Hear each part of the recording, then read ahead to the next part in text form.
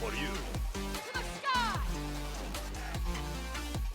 Bestowed upon you the power of the sun. A mighty sword! Strike while the iron's hot. For Camelot! For Avalon! Let the heavens rain! I am Ragnarok!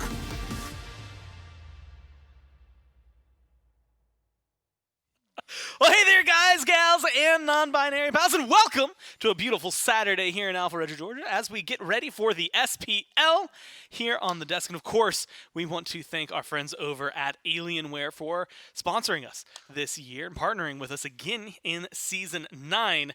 Now, of course, you see it. We've got these Alienwares on the desk. I actually have one that I use back in the green room, and I love. And the players out there are playing on the Aurora Ryzen R10 desktops, of course, using the Alienware 244 Hz gaming monitors. And you can play like a pro as well, right? You can go ahead and go on over to smitegame.com/alienware. I always get the code wrong because I remember last year. I think now it is AWSmite09. There we go. And if you use that, you'll get discounts on select products, so you can also game like the pros. So thanks to Alienware, again, for partnering with us here in Season 9. And if you want to know more, you can always follow them on Twitter or Instagram at Alienware, and go to alienwarearena.com for giveaways and their global community and more. All of that fun stuff, all right there, and all thanks to Alienware. And of course, I'm Gore. That is Mifflin. And thanks to you for hanging out at me at the mostly desk. So if you weren't watching the SEC this morning, it was very eventful. Yeah, peep Smite Pro on Twitter if you're wondering what this bit's about. It's not a bit, actually. I don't think it's a bit. I think that it's just genuine reactions to there no longer being glass there. Nope, I was doing it as a joke. Oh. It was a joke. This is a really funny bit, actually. Yeah, it's going to last for a while. I respect it. I have a feeling. Well, the players, they are not going to be, well, maybe some of them are going to have shattered mentals, depending on how things go for them on this road to Worlds. Again, if you're watching right now, then you are looking at the Phase 3. And, of course, we're going to be playing for the Phase 3 playoffs. That's going to be going on from the 30th to the 8th. That is going to determine the top 4 for Worlds qualifiers. Now, that's a double elim bracket with the top 6 from this phase of the SPL. Top 4 of those will then immediately move forward. If you make it top 2 this phase, then theoretically you only have to win the one set to be able to qualify into those top 4.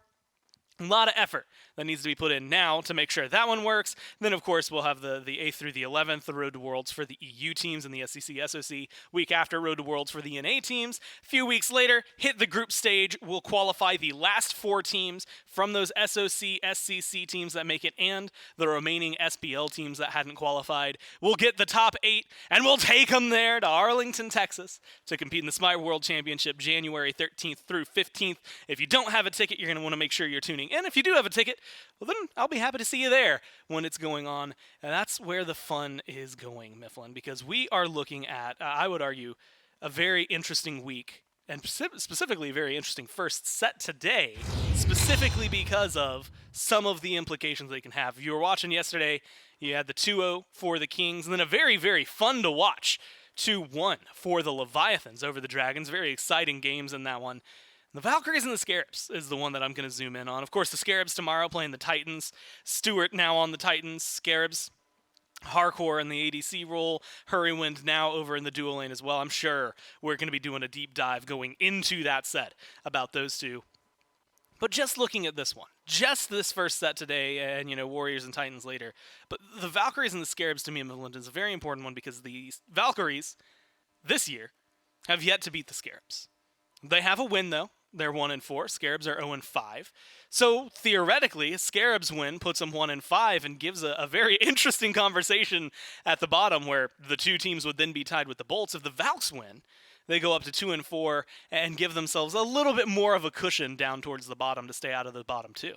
Yeah, I'd argue that this is probably a set that is a bit more important to the Valhalla Valkyries. I know getting your first win oh so important for the Solar Scarabs, but the Valkyries are a team that have stuck together all year. Yep. There have been behind-the-scenes opportunities for individuals on this team to maybe jump ship, and they have decided, no, we're going to stick together, we're going to continue to grow, we're going to continue to improve. This is our first year in the SBL.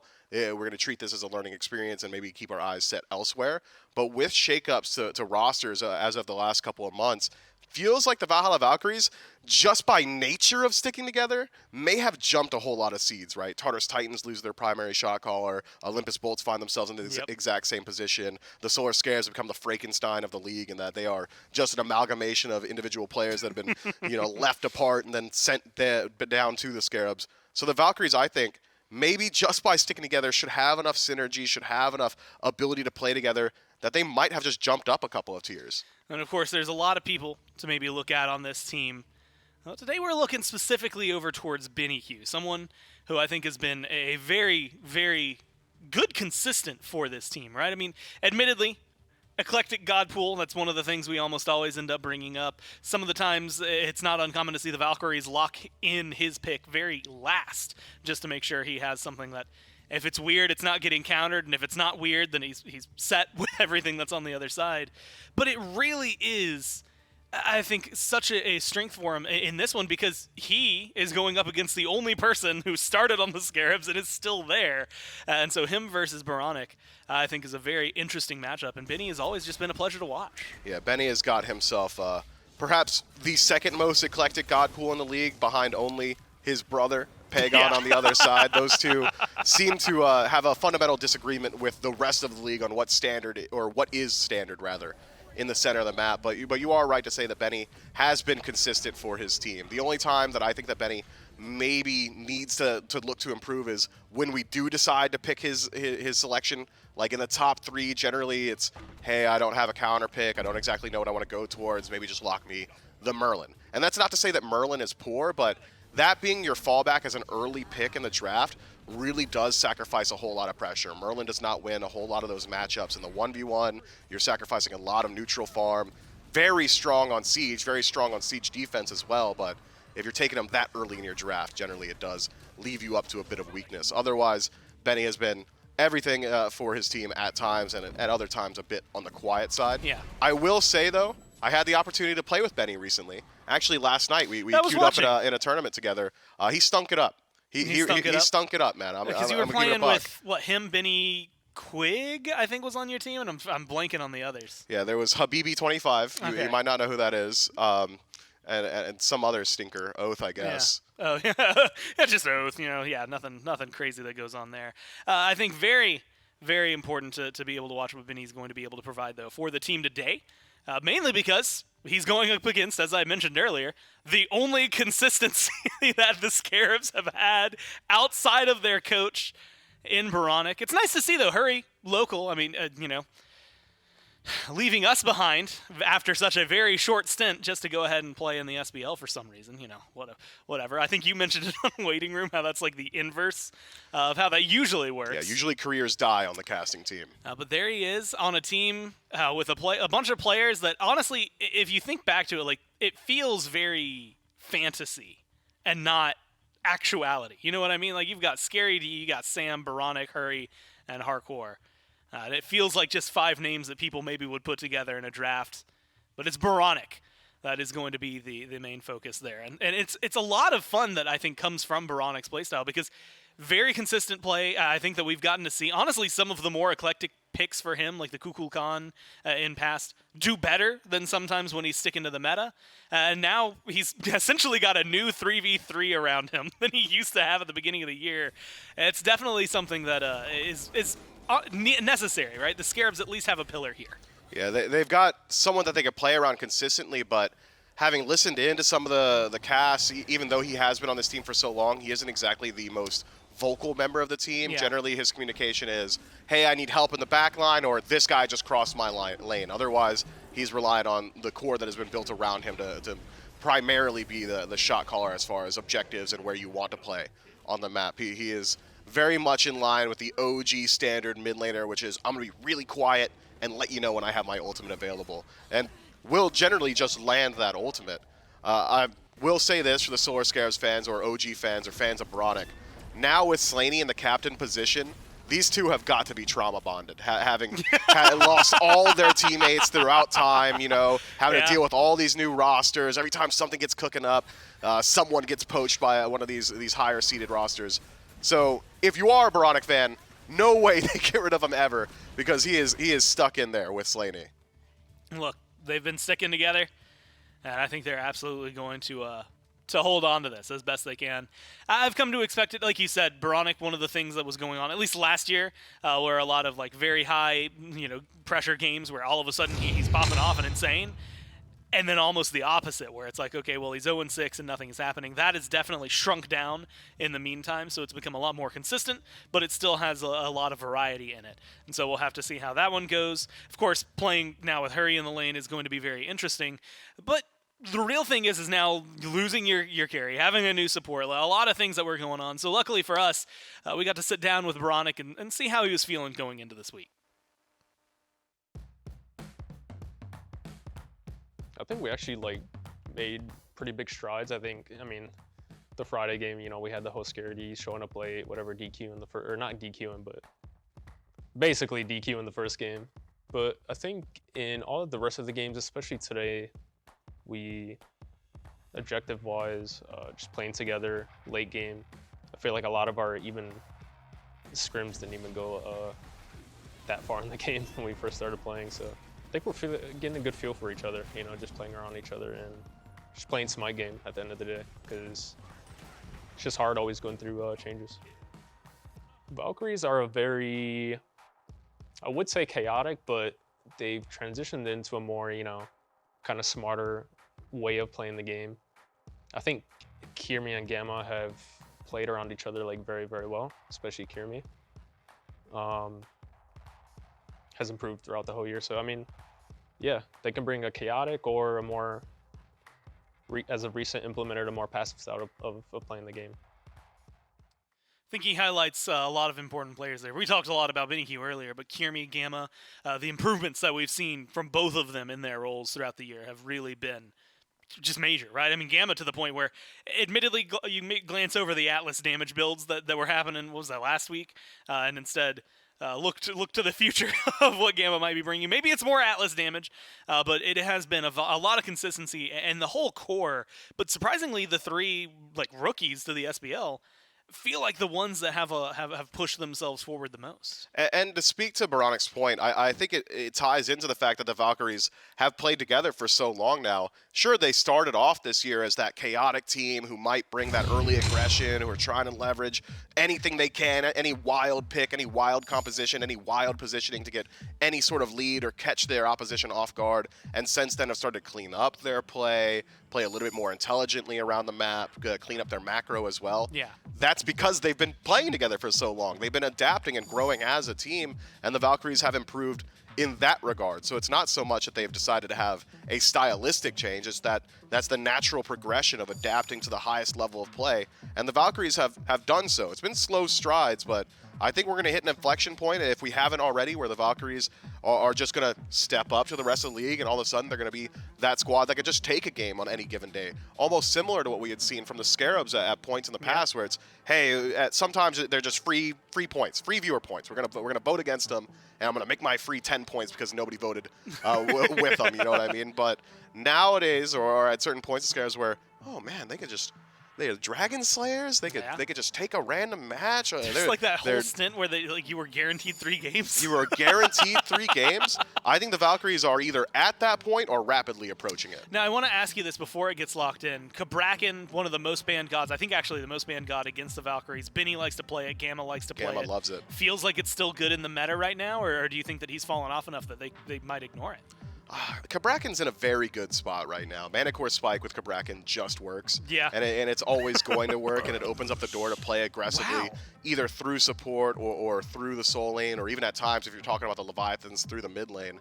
But I like this from the Valkyries, because what is Hurrywin's favorite support pick? Oh, good point. It's Atlas. He'll take it literally every opportunity that he can, which is why I think the Solar Scarabs decide to leave open that Cabrakan. They're saying, please take Cabrakan so that we can get our Atlas. And the Valks call that bluff. It is, I will say, it's always different for us, because I have to remember now that the god pool that I'm thinking of for the carries and literally all of the support god pool is just different for the Scarabs now. And so that's going to be a nice mental reminder that AMC feels mid lane. Pele gets locked in. Very consistent picks for the Scarabs. And to speak to your point again, Yeah. last time Yarkor had played ADC, the landscape of meta ADCs was completely different. Yes, It was just wild Jingwei, Hachiman, Heimdall. It was that style of Yeah. play. It was safety hunter meta. Whereas nowadays, it has completely shifted. We're talking aggressive fight hunters so that you can control scepters, so you can control all that neutral farm that has been added to the game around the duo side of the map. So I'm excited to see whether or not Yarkor is going to try and reprise that exact same god pool that we had seen from him in the past. That was very successful. He was playing those safe picks more aggressively than we had seen from the majority of the rest of the hunters in the league.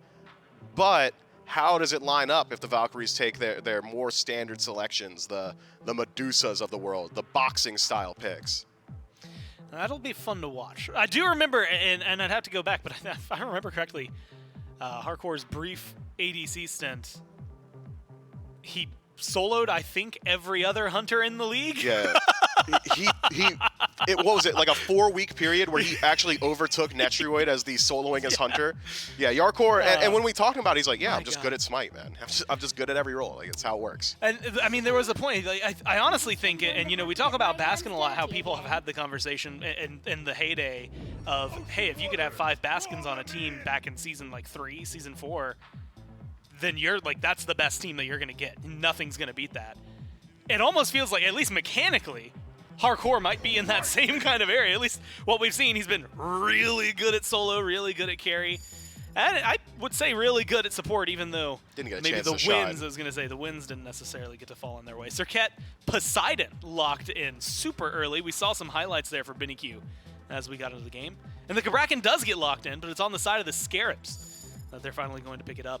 Serket, though, and the Poseidon, both of them kind of not common picks. I mean, we saw, like I said, the highlights for the Poseidon for BennyQ's reel, but Serket's been kind of not on the tip of the tongue for a while. Yeah, Serket may be a preemptive selection from the Valkyries just to try and keep the Solar Scarabs away from things like Thor. When we talk about Thor and how he is right now with damage on his wall, he really utilizes Bluestone better than just about everybody else. He gets more Crusher procs than just about everybody else, thanks to the passives that he gets from his ultimate, as well as the ability to proc it with his wall, Heartseeker too. But an OG counter matchup is the Serket into Thor. If he uses his ultimate to escape, that dot damage will generally finish him off. If he starts to channel Berserker's Barrage, that's a free opportunity for you to apply the Death's Kiss. So I think the Valks smart to take this early just to prevent the Scarabs from going towards something that they could be comfortable on, be it through the jungle or through the solo lane. Cthulhu, Cardanos banned out by the Scarabs. Guan Yu and Ho Yi banned out on the other side. It's a Freya pickup for the Scarabs, and presumably here for Hardcore.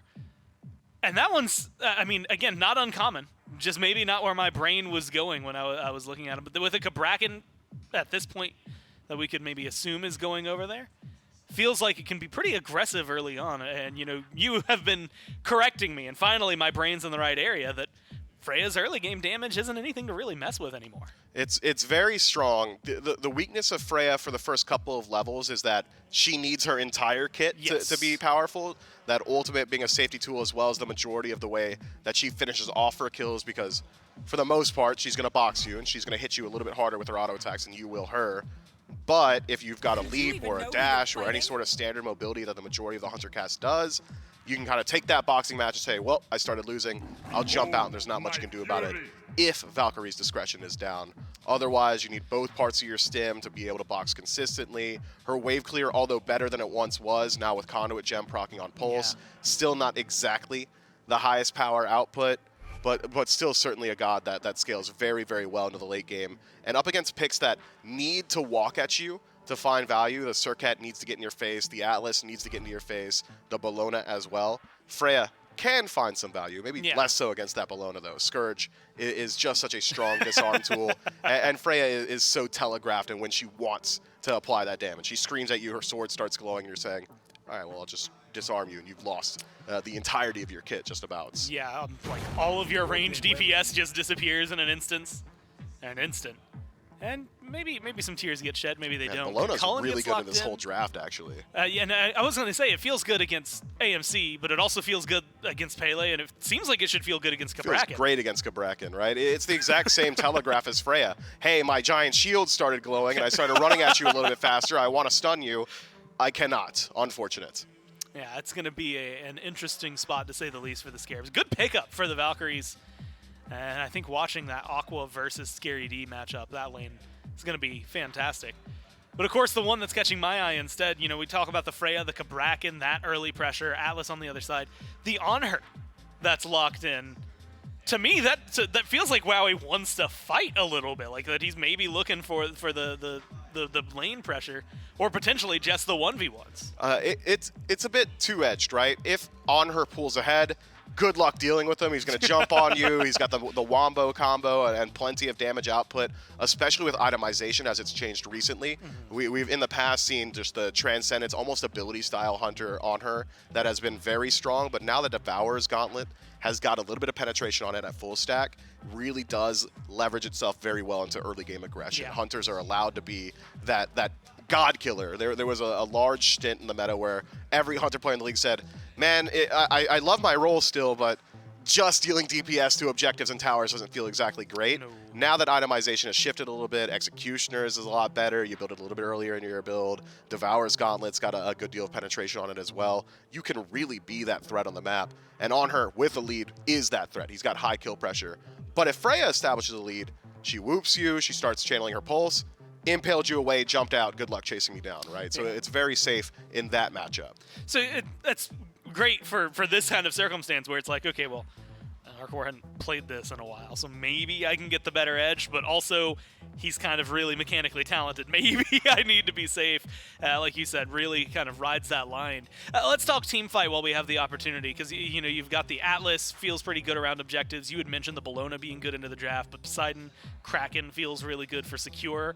But the other side, essentially double Hunter, right? Freya with that auto attack damage feels impactful. Cullen can just be a nuisance. How do you feel like some of the late game engagements are going to go?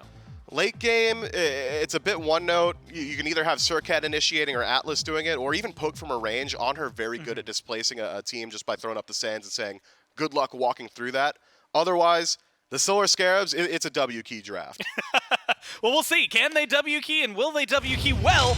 Let's find out with J Mac and Trelly in game number 1. Yeah, thank you so much. Valhalla Valkyries, Solar Scarabs, our first set on this lovely Saturday afternoon here in Alpharetta, Georgia, in our 4th week of the SPL phase number 3. At the very least, it's J Mac and Trelly jumping in here in just a moment. We should be able to get you guys into the game. This should be a fun one, Trelly. Valkyries, so far, I've only found one win this phase. It's been up against the Olympus Bolts. Solar Scarabs weren't so fortunate to be able to find their win up against the Bolts in their prior matchup, but did take it to a full 3-game set.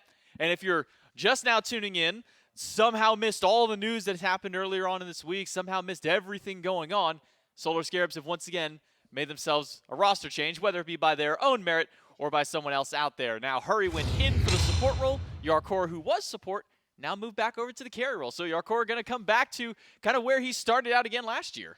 I mean, that's the interesting thing, right? Because I was curious to see how much we get to see Yark in the support role, how much he would change, and then he's like, you get like 2 weeks of that, Yeah, and then I'm going to go over. You get a few. And now I'm going to be ADC again. It's just one of those situations, and I like what Miff said on the desk. He's like, I'm just good at Smite, man. Like, you want me on the team, I'll play whatever you want, and I'll do pretty well at it. And Yark pretty good over in the solo lane, had his good time over in support, was also a good ADC in the time that he was playing That's what I'm ADC last saying. year. So now we're going to see how he comes back to it. But I think also mentioned there on the desk was it's a bit of a different time from those days of the ADC. You know, the Hachimans, the Jing Weis, those aren't really the popular picks anymore. The Heimdall kind of still pokes in and out there. So let's see how he can perform kind of in this new meta out here. And if I'm not mistaken, Freya seems to be the pick that was going over towards him. That's kind of a wild shift up there, Trelly. Yeah, I mean, you can hit auto attacks, you can play Freya, right? As long as you're able to hit the pulse, there is some positioning. As long as you're able to, use that Valkyrie's discretion to stay safe and then hit your whoops, you're fine. Just hit auto attacks. That's what Freya does. She's going to have a little rough early game, but then once you get online, you'll be just all right. Yeah, make sure that you can get those auto attacks in there on the Freya. So for the Solar Scarabs, again, the guys are trying to find Their first win of the phase has been a bit of a struggle. They had their roster change coming in from phase 2 through Masters, now into phase number 3. And then again made another roster change just recently on Stu moving over to the Tartarus Titans. I believe we'll get a chance to see Stewart's performance a little bit later on. And then, if I'm not mistaken, we also get to have the grudge match that's been hyped up so much. I believe it was called a blood feud. A blood feud, A right. blood feud On from what day was it? Sunday. Sunday. It wasn't me voicing that, if you couldn't tell. That was definitely Gore. Yeah. He's just been running around the office saying blood feud throughout the whole weekend, and you'll probably get to see him say it on Sunday as well. I did like the attack damage killer. I thought that was pretty clever. I'm not going to lie. I think everything Gore does is clever. He's That's just true. I'm sure he's walking back through the break room He's now, hearing just us. hearing that, and he's like, "Oh, thanks, He's like, guys." yeah, I'm pretty good. Yeah. Give him a little hype up there, just like we're gonna try and get this hyped up match for you guys. I mean, the Valhalla Valkyries, it's been an uphill climb for these guys ever since these guys joined into the SPL back in phase number 1. It was a lot of question of, all right, well, how long is it going to take the Valkyries to kind of ramp up? How long is it going to take them to be able to find some of those big wins? Well, they found one very early. I mean, they found one against the Leviathans back in phase 1. Then we get into phase number 2. How long is it going to take them to get more wins? Are they going to get more wins? Well, guess what? They found another 1 or 2 out there in their time being. So the Valkyries have been able to find a couple of little wins, haven't been able to really pull themselves out of those bottom 2 spots just yet. And now against the Solar Scarabs, a team they haven't been able to beat so far this year, is going to be a very crucial matchup, I think, for both teams. A heat check for the Valkyries to kind of see where their improvement has been so far this phase, and maybe a new heat check for the Scarabs to kind of see how this new roster lines out. Yeah, that's kind of the whole conversation, right? Because we're in a situation where it's Road to Worlds time.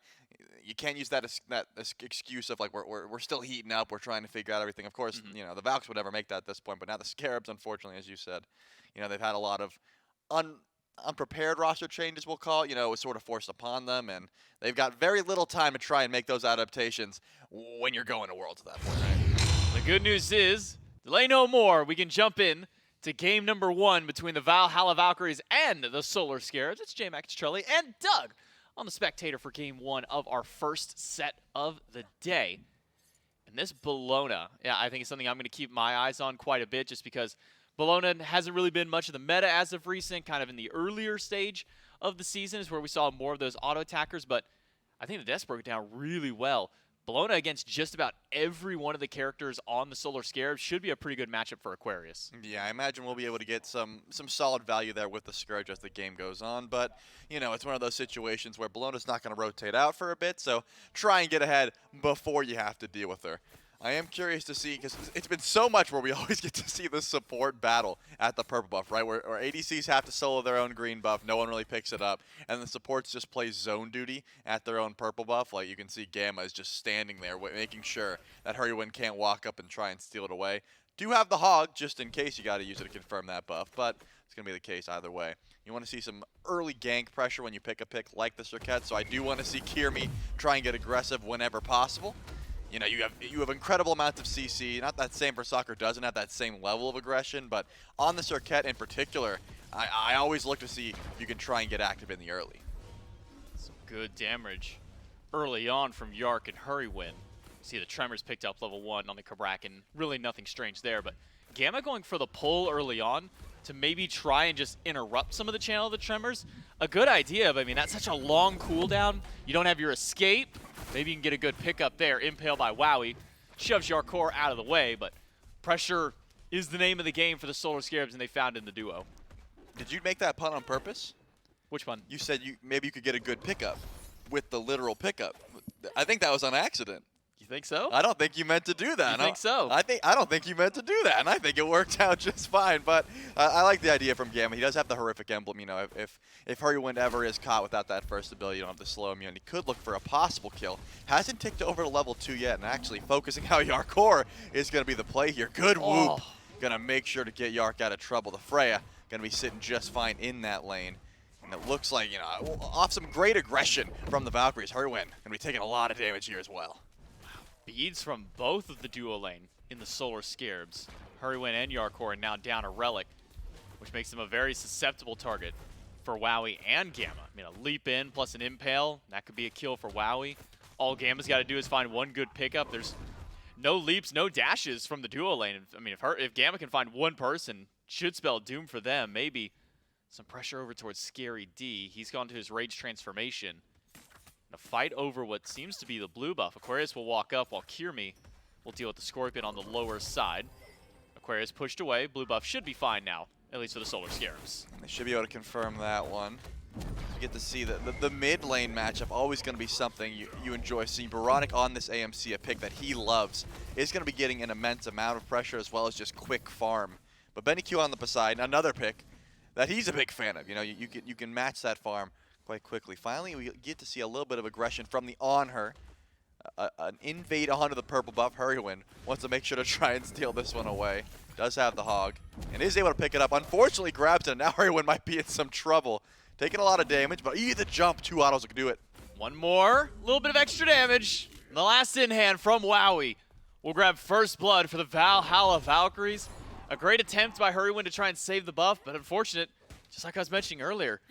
Get picked up by Gamma, you get hit by an impale from Wowie.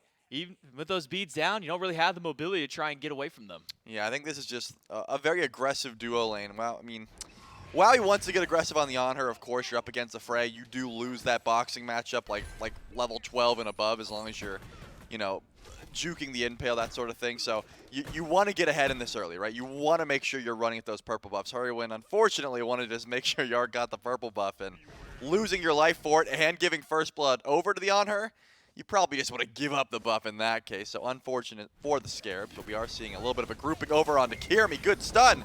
He should have the dash here. Not enough. Pull is good from Gamma to slow things down, but there's just too much burst damage. The level 5 comes through for Sam for Soccer right at the perfect opportunity. He makes the most of it. Kirmi goes down. So the Solar Scarabs now on the board. One for the jungler to try and match up the one that Wowie has in the duo. Yeah, now that the Sam for Soccer's got a kill, Kirmi was not even able to hit level 5 there, so a little bit of extra aggression coming from the Solar Scarabs at the moment. Sam doesn't have the ultimate though, and the blink's gonna be down, so he's gonna have to sit back for a bit, whereas Kirmi should be hitting 5 here shortly, just did take over to level 5, and still has that blink. I'd like to see where Kirmi decides to get active with that relic, and the fact that you just got access to that amount of anti-heal, and just good CC from the pick in general. But so far, a lot of aggression. You know, I would expect to see just a little bit of farming. The Valhalla Valkyries are up about 1k gold off the back of that first blood, and just superior farming throughout. I mean, Hurrywin isn't even level 5 yet. It's been taking a fair bit just because of that first blood over at the purple buff. But still fighting back, right? Usually, you'd see a situation where you get first blood and you want to dial it back a bit. The Scarabs, they're not afraid to brawl when they can. And I want to see, you know, more of that aggression from Sam for Soccer. Whether that be in the solo lane onto Aquarius or going over to duo, trying to relieve some of that pressure that Wowie has over Yarkor. Scary D trapped inside the Kraken, and the Eagles rally as well. BennyQ now gets to put his name on the board for a kill for the Valkyries. And a Greater Scorpion invade started by the Valks. Hurrywin finds the stun on Kirmi. Kirmi eats a lot of damage, gets pulled back in, and immediately will jump away with the ultimate. Has that leap to still get out. Thin margins for the Circuit, but Kirmi able to squeak by. Yeah, Sam almost had that volcanic lightning shot off the back of Gamma, and it would have been able to kill Kirmi, but it wasn't quite able to connect there. Good Kraken from BennyQ. I mean, of course, Aquarius hit the ultimate as well, but Scary D goes down, and now immediately translated into the Greater Scorpion invade. It wasn't the, let's get the pick and get out. It's a, let's get the pick and then see what else we can get. Try and get some more gold in that process. We haven't seen too much from Baronic yet, but I think that's just because you're sitting in mid lane. You'd like to farm up for as long as possible. Gamma is taking a little bit of damage here, but once BennyQ rotates over, I was going to say probably no more chase from Sam for Soccer without Volcanic Lightning. But, you know, Pyromancer's not going to be up for about 5 minutes. No one really has the ability to pull that Gold Fury unless you're using both BennyQ and Wowie's ultimate, so I don't imagine any more fighting over objectives unless someone steps up a little bit too far. As far as experience is concerned, 1 level lead in the jungle for the Scarabs, 1 level lead in support for the Scarabs as well. And then mid laner BennyQ is actually the one with a very, actually I was going to say slight level lead, but it's actually closer to 1.5 over Baronic. That rotation to the solo lane, the kill up against Scary D. It's able to net him a little bit of extra XP. Kirmi dashes into a wall to get away from Sam. Still has the leap. Circuit, one of the more slippery gods in the game. Slipperier. That's what I think what I was trying to go with, but I just said slippy. I mean, that's the Star Fox character. Shout out to the old Star Fox games. Well, you had Star Fox on the mind. Doesn't matter. I need to go back and play those. I still have Star Fox 64 and my working in 64 console. I need to go back and play those games. Those were fun. Well, I hope you do, and you can come back and give me a review in the process. But until then, we see Yarkor's online. That's the one item Freya really needs. Oh, a single ring? The Hasten ring is here. So now it's just time to, I mean, as long as Wowie places the pillar well and, again, has those impales, should be fine to try and find some boxing matches. But I always talk about this when Honor's on the map. Honor is the strongest level 9 fighter in the game. Like, once you get that second point into your ultimate, you're 100 to 0ing with that ultimate. You gotta watch out, especially when a Kraken comes through on a Baronic, does get the beads down, tries to return some damage, but here comes Aquarius. Aquarius goes in, misses the ult, but Kirmi's got the pull back in. Doesn't even need the last breath. Meanwhile, left side, Gamma goes down in a 3v2. Why will eat a little bit of poke from Sam for Sakura, but it's a 1-for-1 trade across the board. Scary D not making rotation over. Again, Kirmi still has ultimate. A fight could break out, and he'll have a little bit of an advantage in that regard, but Yarkor also holding on to his ult. Valkyrie's discretion available in case things get dicey for the carry. Yeah, trying to CC chain on to Kirmi here, probably the call, but holds on to the movement abilities. This is it. I mean, this is what I'm talking about. Freya's online. Wow, he's stuck underneath the tower, not only because of Yarkor's auto attack, so because Sam Sakura and Hurrywin made that rotation over to the duo lane. Gold certainly still in favor of the Valkyries. I mean, Aquarius, I think the rotations from Aquarius and BennyQ have been pretty on point, you know, to being able to get over that farm whenever possible. Yark is actually zoning Wowie off the wave until Gamma did decide to show up and try and get a little bit of pressure. But here comes Hurrywin on the wraparound. Alright, finds the beads from Wowie. Tremors go through. Wowie gets the impale, needs one more shot, but Yarkor up in the sky means that he's not taking any damage from this on her. And now it's Sam back on the rotation. Gamma in danger. Knockup is good. The Tremors to hold him in place, and Sam to put him down. The Solar Scarabs have grabbed their 4th kill of the game. Yeah, I saw BennyQ with that rotation over, but wasn't able to make it in time. Even with the Doom Orb, it takes a while to get over from mid lane to duo. And you can just see, it's like Yark never left. I mean, the no fear, had Hurrywin on the rotation, pre-beats the impale, goes into the ult, saves it perfectly for Wowie, and a great answer back. Still, again, that 2K gold lead is slowly shrinking up here for the Valkyries. I mean, I guess for the Scarabs, the gold lead is shrinking. But, you know, even up kills-wise for the Scarabs, they're just not able to catch up just yet. I want to see some more pressure towards that Pyromancer once it spawns in here in 10 seconds. But with BennyQ on the map, with Kraken as that confirm, it's definitely not going to be easy. I imagine the Solar Scarabs are probably happy here just to coast along by, you know, give 3 kills over to Sam for Soccer, because they do have that double ADC composition. They've got the AMC, they've got the Freya. If they're able to get to 30 minutes in the game, 25 minutes plus, and they're relatively even, or at least close to it, they're probably pretty confident in their ability to team fight after that. Yarkor working on his 2nd ring now. Wonder which one he'll go into, whether it be the Ring of Akate, could be a Telkines, Demonic, any of those 3. He is working on the 2nd ring as well. He is working on the 2nd ring. Because he's only got 1. That's true. Only has 1 World Championship ring. That's where he's. You think he's gonna? You never. If you told me at the beginning of this season, Yark would be working on his 2nd ring in ADC again, I wouldn't have believed. Well, this would be his 2nd ring, but the first one as an ADC, because his first one was. Oh yeah, they have the roll on them. I forgot about that. So I guess this would be just the first ADC ring in that sense. But regardless, Zap's working on his 4th. Yeah, that guy, he's gonna run out of fingers soon. Do you think there'd be a way? Well, hold on, let's see if anything actually goes through with this. I think it'd be a way. Now, I know we can't do this because you've already got the rings, but since there's 4 rings in Smite, get one of each of them to look just like the ring in Smite.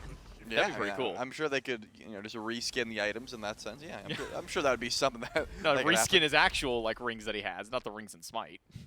Oh, like reskin his actual ones to look like the ones in Smite. I mean, that'd be sick. I mean, I'd wear a ring of Akate. That thing looks cool. I mean, I suppose so. It's not gonna look as cool as the world champion rock That's on true, your finger, that's but true. yeah, I mean, I could print out the items and put them on my finger right now. It doesn't make me a world champ.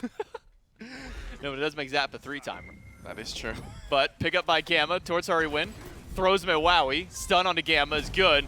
And the damage from Yarkor, he is unrelenting and pumping out those pulse shots over.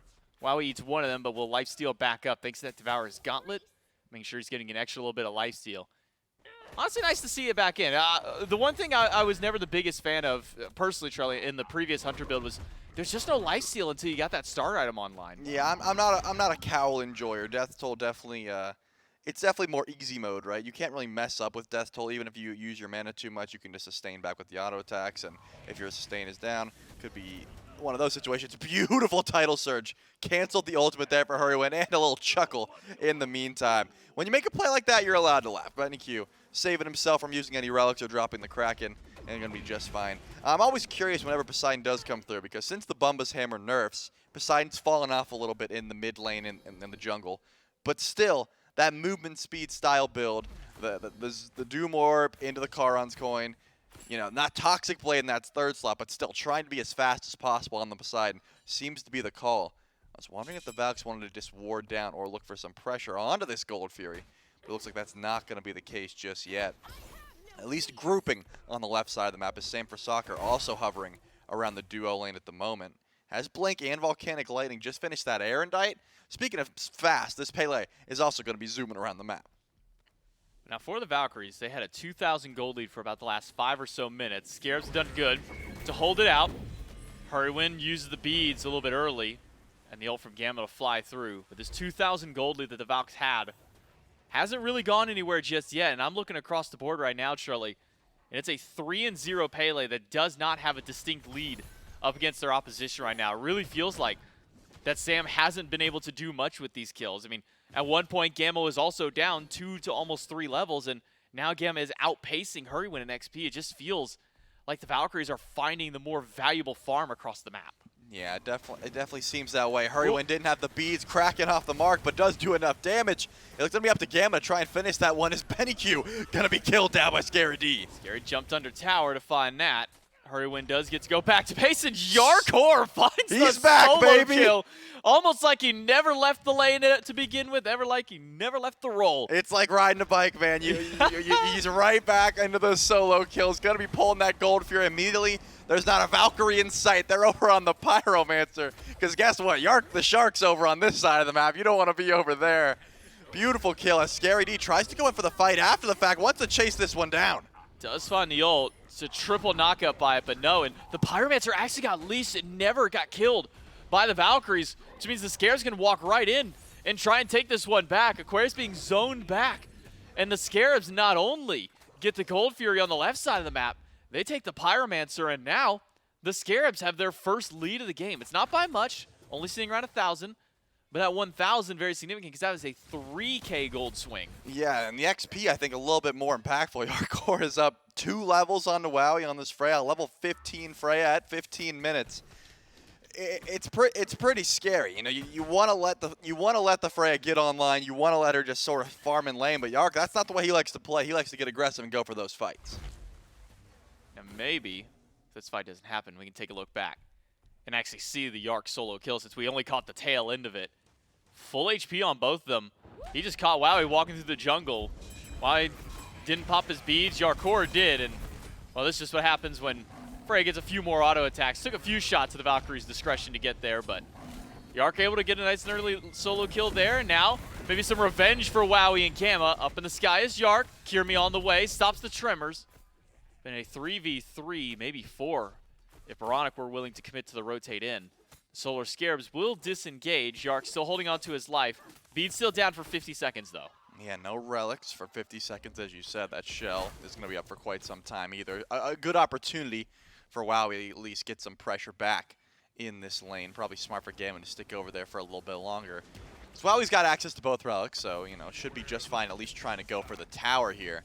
Without a miraculous whoop, I don't think this tower is going to be too much longer for this world. So, some good answer back. Going to put the Valks a little bit closer to even in the gold department. But now both relics are, both objectives are down. You know, Fire Giant, the only one left on the map. Looking at the itemization of both of these ADCs, no one is in position to try and make a pull onto that objective for quite some time. But to your earlier point, you know, Sam for Soccer, sitting 3-0, does have the 1 assist currently, but hasn't been able to find too much as of recent. Maybe not too stressed about it, though. You look over, you see your Freya's able to solo the enemy on her, who should be winning in the early, and you're like, maybe we got the fast track to late game. Maybe I don't have to get involved and overexert myself this early on, because we're looking pretty slick once it gets to that 20-25 minute mark.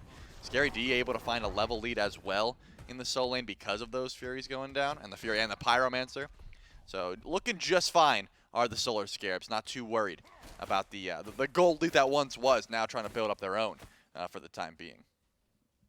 So Wowie now 3 items deep into his build on the On Her, Devourer's Gauntlet, Xe Kinsai. So it seems, at least as of now, the only real change in these Hunter builds has been slotting out the Transcendence now for the Devourer's Gauntlets with their recent buff. So at least he has a little bit more sustain in that regard. And he needs it fighting MTR Core on this Freya. Natural in-kit lifesteal, plus building that Ring of Hecate a little bit extra there. And I'm waiting to see when these soul laners, I want to say, truly get involved in the fights, because we've seen one rotate over and one of them stays in lane, and then the next fight, the other rotates over and the opposite stays in lane there. So I wonder how these team fights will kind of change up, Charlie, once we start getting the inclusion of Aqua and Scary D as a combo towards these fights. Yeah, that's a good point. I mean, we talked about how potent Aquarius can be on this Bellona against an auto attack composition that the Scarabs have. A good way to deal with the 2-0 Freya that's level 17 is just every time you pop that pulse, every time it becomes clear that you're going to try auto attacking, just hit the Scourge. There still is a fair bit of damage throughout the Scarabs roster, but you can vastly mitigate what Yarkor is able to do with an ability like that. It looks like Poseidon is in a little bit of trouble. BennyQ, beautiful Kraken, peeled for himself just fine.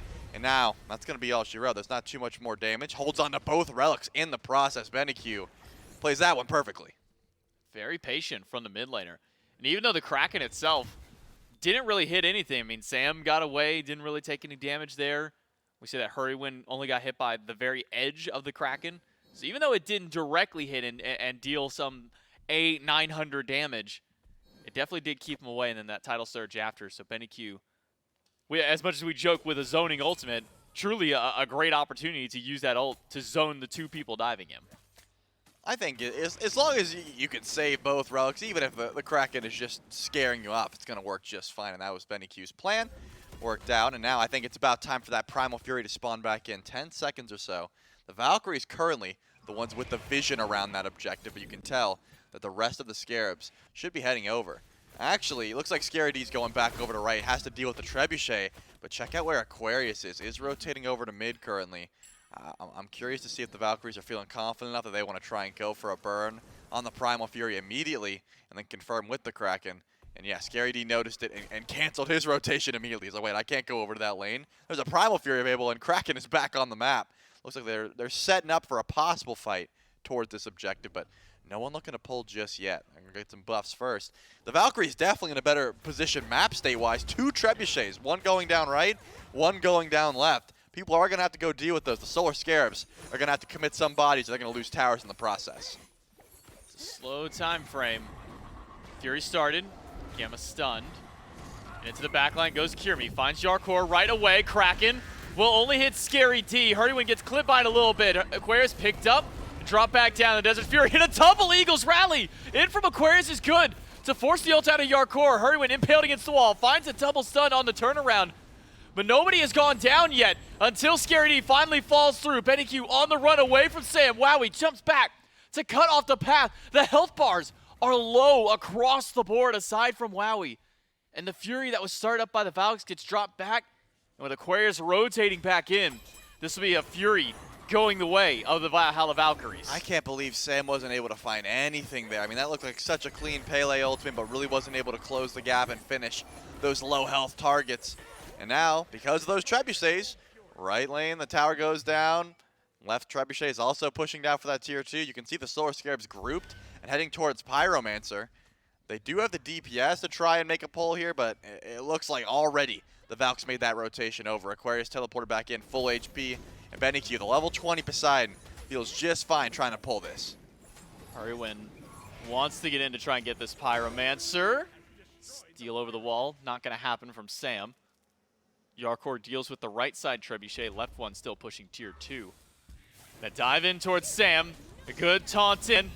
Throwback by the last breath. Eagles rally though, will find Sam, and the bludgeon after will make sure he goes down. Hurrywin impaled against the wall. Kraken and knocked away. 2 down from the Solar Scarabs, and maybe a third. Scary D has stepped a little bit far forward. Surrounded by 3 people in a tier 1 tower is not safe enough for him, because the tier 1 tower now goes down in mid. Trebuchet still on that left side, pushing up that tier 2 tower as well. Unless somebody rotates over, that could be tier 2, tier 1, and a fire giant for the Valhalla Valkyries. Baronic, the only one in range, and he's not going to step far enough forward. The Valks, in one swift swing, have now jumped themselves up 5,000 gold in the lead over the Scarabs with a fire giant around all 5. Yeah, off the back of living just barely. So many members of the Valkyries, 1 HP at that Gold Fury fight. The tier 2 tower unfortunately goes down with the last hit of that Trebuchet. So in a very favorable position currently are the Valkyries. They're not even going to back up and reset after getting that objective. They're going to go for the tier 2 and right. Might as well. The rest of the Scarabs over on the complete opposite side of the map. Have no intention of defending these towers. Probably just going to bunker down underneath the Phoenix in the meantime. You know, XP-wise, you would love if Sam for Soccer could hit level 20. I feel like he's been in the right place at the right time, just not able to do enough damage to really impact these team fights. But the Valks, I mean, so clean. Off the back of the setup, I think Aquarius has been diving exactly how he needs to. Gamma's been having the setup as well, but then Kirmi has also just been getting these relics down and making it so much more difficult for the carries to exist in these team fights. And when you can't free cast, you know, you can't do, doesn't matter if you have a double ADC comp with tons of damage, you can't really get it off. So now the Valks are actually pushing up left currently, probably just want all the waves to meet at around the same time. Usually the first Fire Giant's the one that sort of gets the towers, and maybe you go for a Phoenix if you're feeling lucky. But the Valkyries, they're feeling real confident. Pushing down the left side, Kirmi just going to solo out this tier 2 in the process. Looks like they're going to try their luck at trying to break the base here on the left side of the map. And to be fair, Trebuchets did most of the tower killing for them. Yep. The Valkyries just let those ones run down the lane. Scarabs didn't really intercept them until very late. And now a push towards the left side Phoenix. Kirmi and Sam, the only ones not there from the teams just yet. They'll join in the full 5v5. Solar Scarabs have some tools to try and push back. But it's just going to be a matter of, can they find their crucial picks? Can they watch out for the Kraken from BennyQ or from the initiation from Aquarius? Valkyries are playing this slow, waiting for their next minion wave. And as that wave steps in, who's going to make the initiation? Will it be Gamma? Will it be Aqua? Or is Hurrywing going to try and start something first? Pull is off the mark by Gamma, and the Valks will back up once again. Yeah, remember this is a very early Fire Giant, yes, but early Phoenix Siege as well. Gamma, only level 16, has 2 tank items to his name.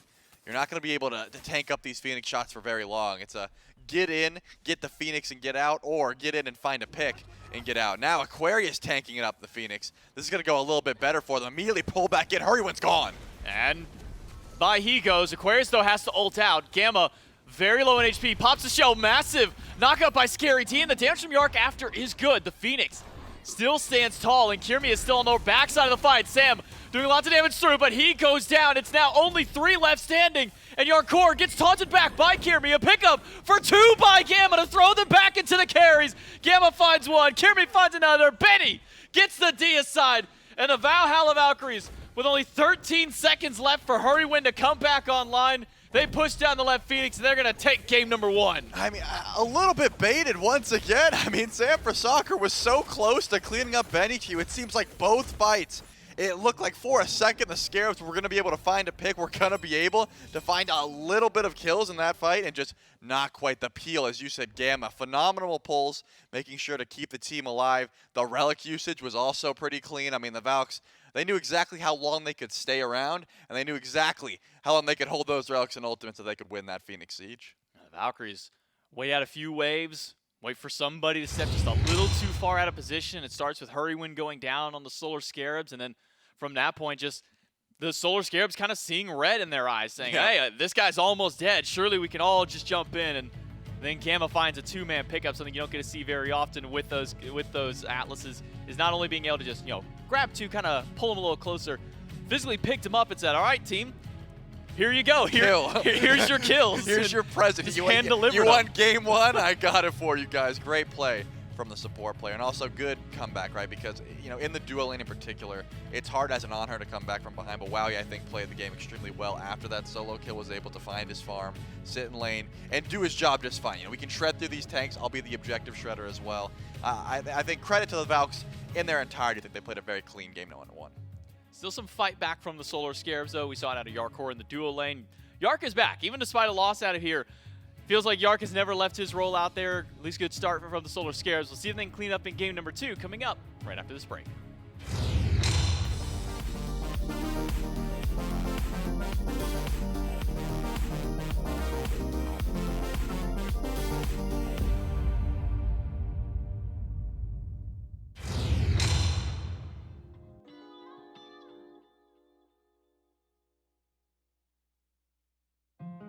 She got all the drugs she'll need tonight. Know that she won't die if she sneezes right. Never wanna talk, pleading all the fights. Wanna take a walk on the other side. Feeling really fly on her feet tonight. Got it something good, now she Jesus Christ. Creeping up on her like she way too high. I'm about to take a walk on the other side. If the people at the party look away, if peace, you're the cover of the scene. Doesn't really matter what you do. She gon' have to get herself up off her knees. Everybody looking up to pray.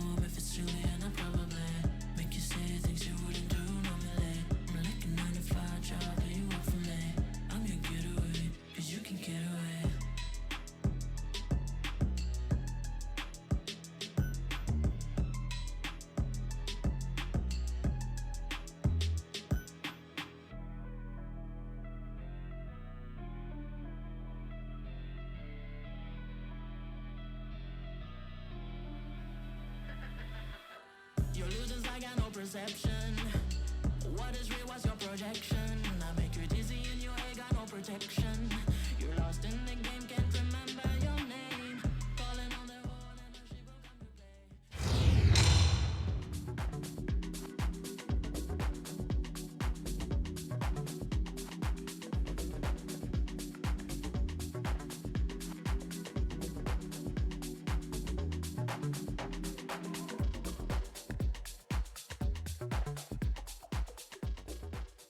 Well, the Valkyries close out game number 1. A little rough in the middle for them, maybe a couple speed bumps, but they had a very comfortable way, and they looked good doing it. Of course, if you want to look good while you are rooting for your favorite team, well, I've got great news for you. You can go to shop.smiteproleague.com or shop.hi-rezstudios.com/SPL, and you can get some gear that has been provided generously by Skulls.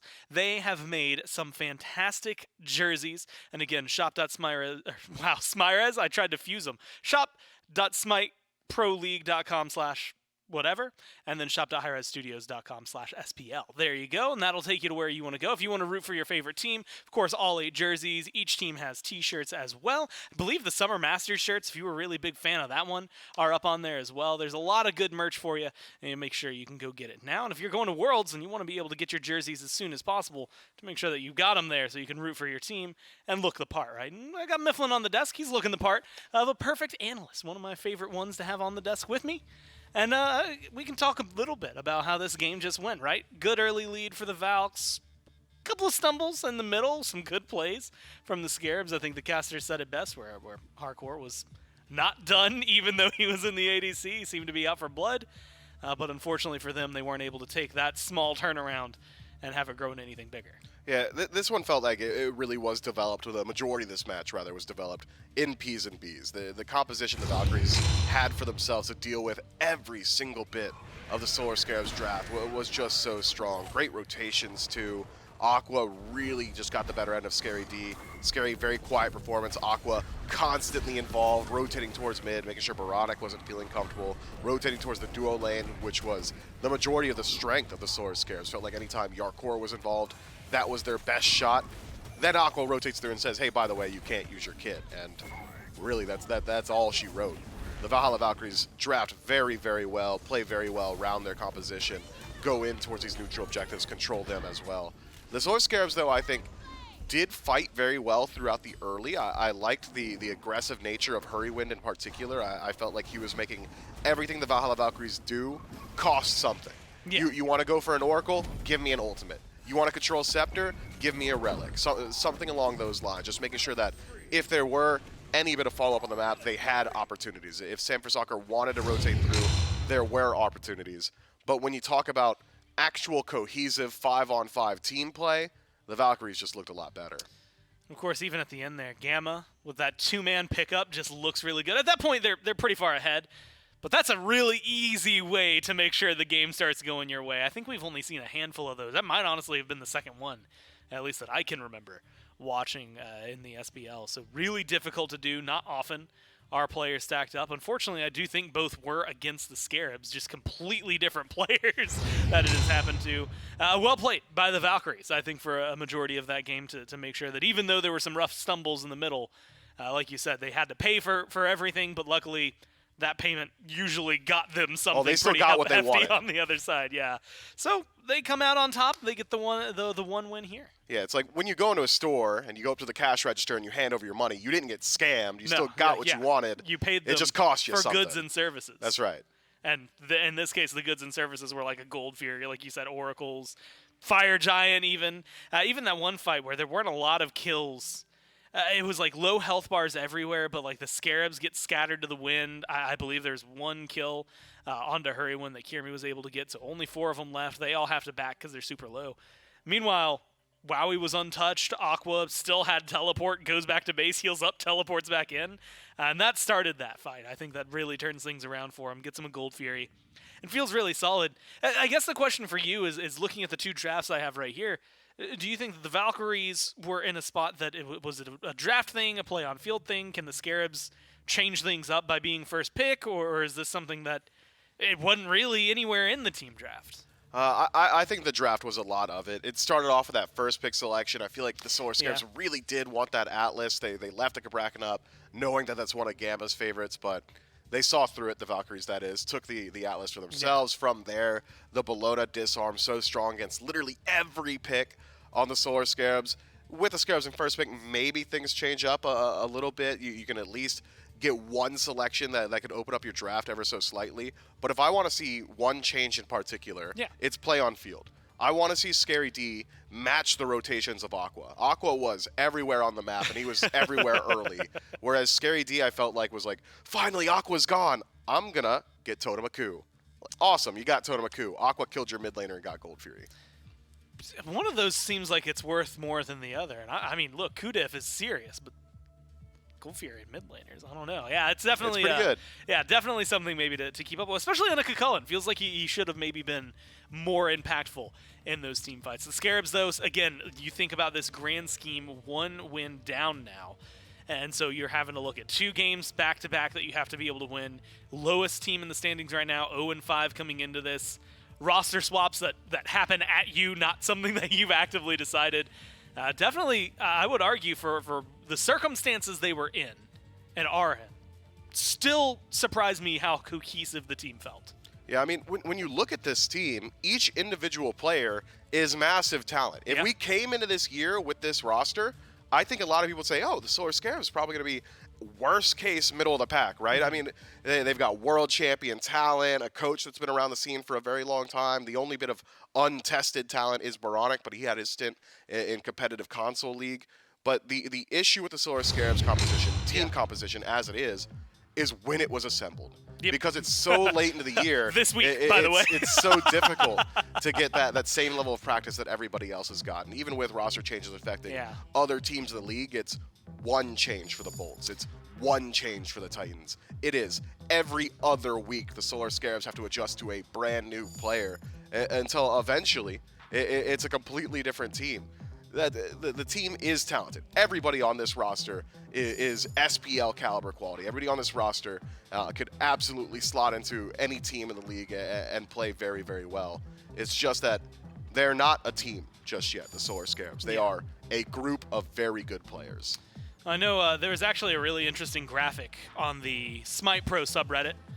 For those of you who maybe go over there or whatever, Shrill Rut had posted one that was a bunch of circle graphs of like the teams and their compositions of what they have and like original members versus now. And, you know, like the Kings, the Warriors, the Valkyries for this year untouched. Everybody else had something that had happened to them. And it is very interesting because if you looked at the Titans versus the Scarabs lineups, they are very different from what you would imagine. Like, I mean, you see more orange from the Scarabs on the Titans graph than you do on the Scarabs graph. And so definitely something that has been a very, very interesting, just an interesting dynamic for the Scarabs. We'll see how it fares for them throughout the rest of Phase 3. So far, though, Game 1, again, caused a little bit of trouble over there for the Valkyries. Now they ban out Bologna, as well as the Daji and the Poseidon. So 2 of the 5 gods from the Valkyries taken off the board. Yamoja, Ymir, Amuz, and Kopp banned on the other side, and it's a Cupid first pick for the Scarabs. I wonder if the Valks just go towards like Cabrakan, Guan Yu, or something like that. It's a very strong top 2 selection. Both picks bring a lot to the team. Cabrakan a counter pick and a Cupid. Guan Yu just very strong in the current meta with Fae Blessed Hoops as they are.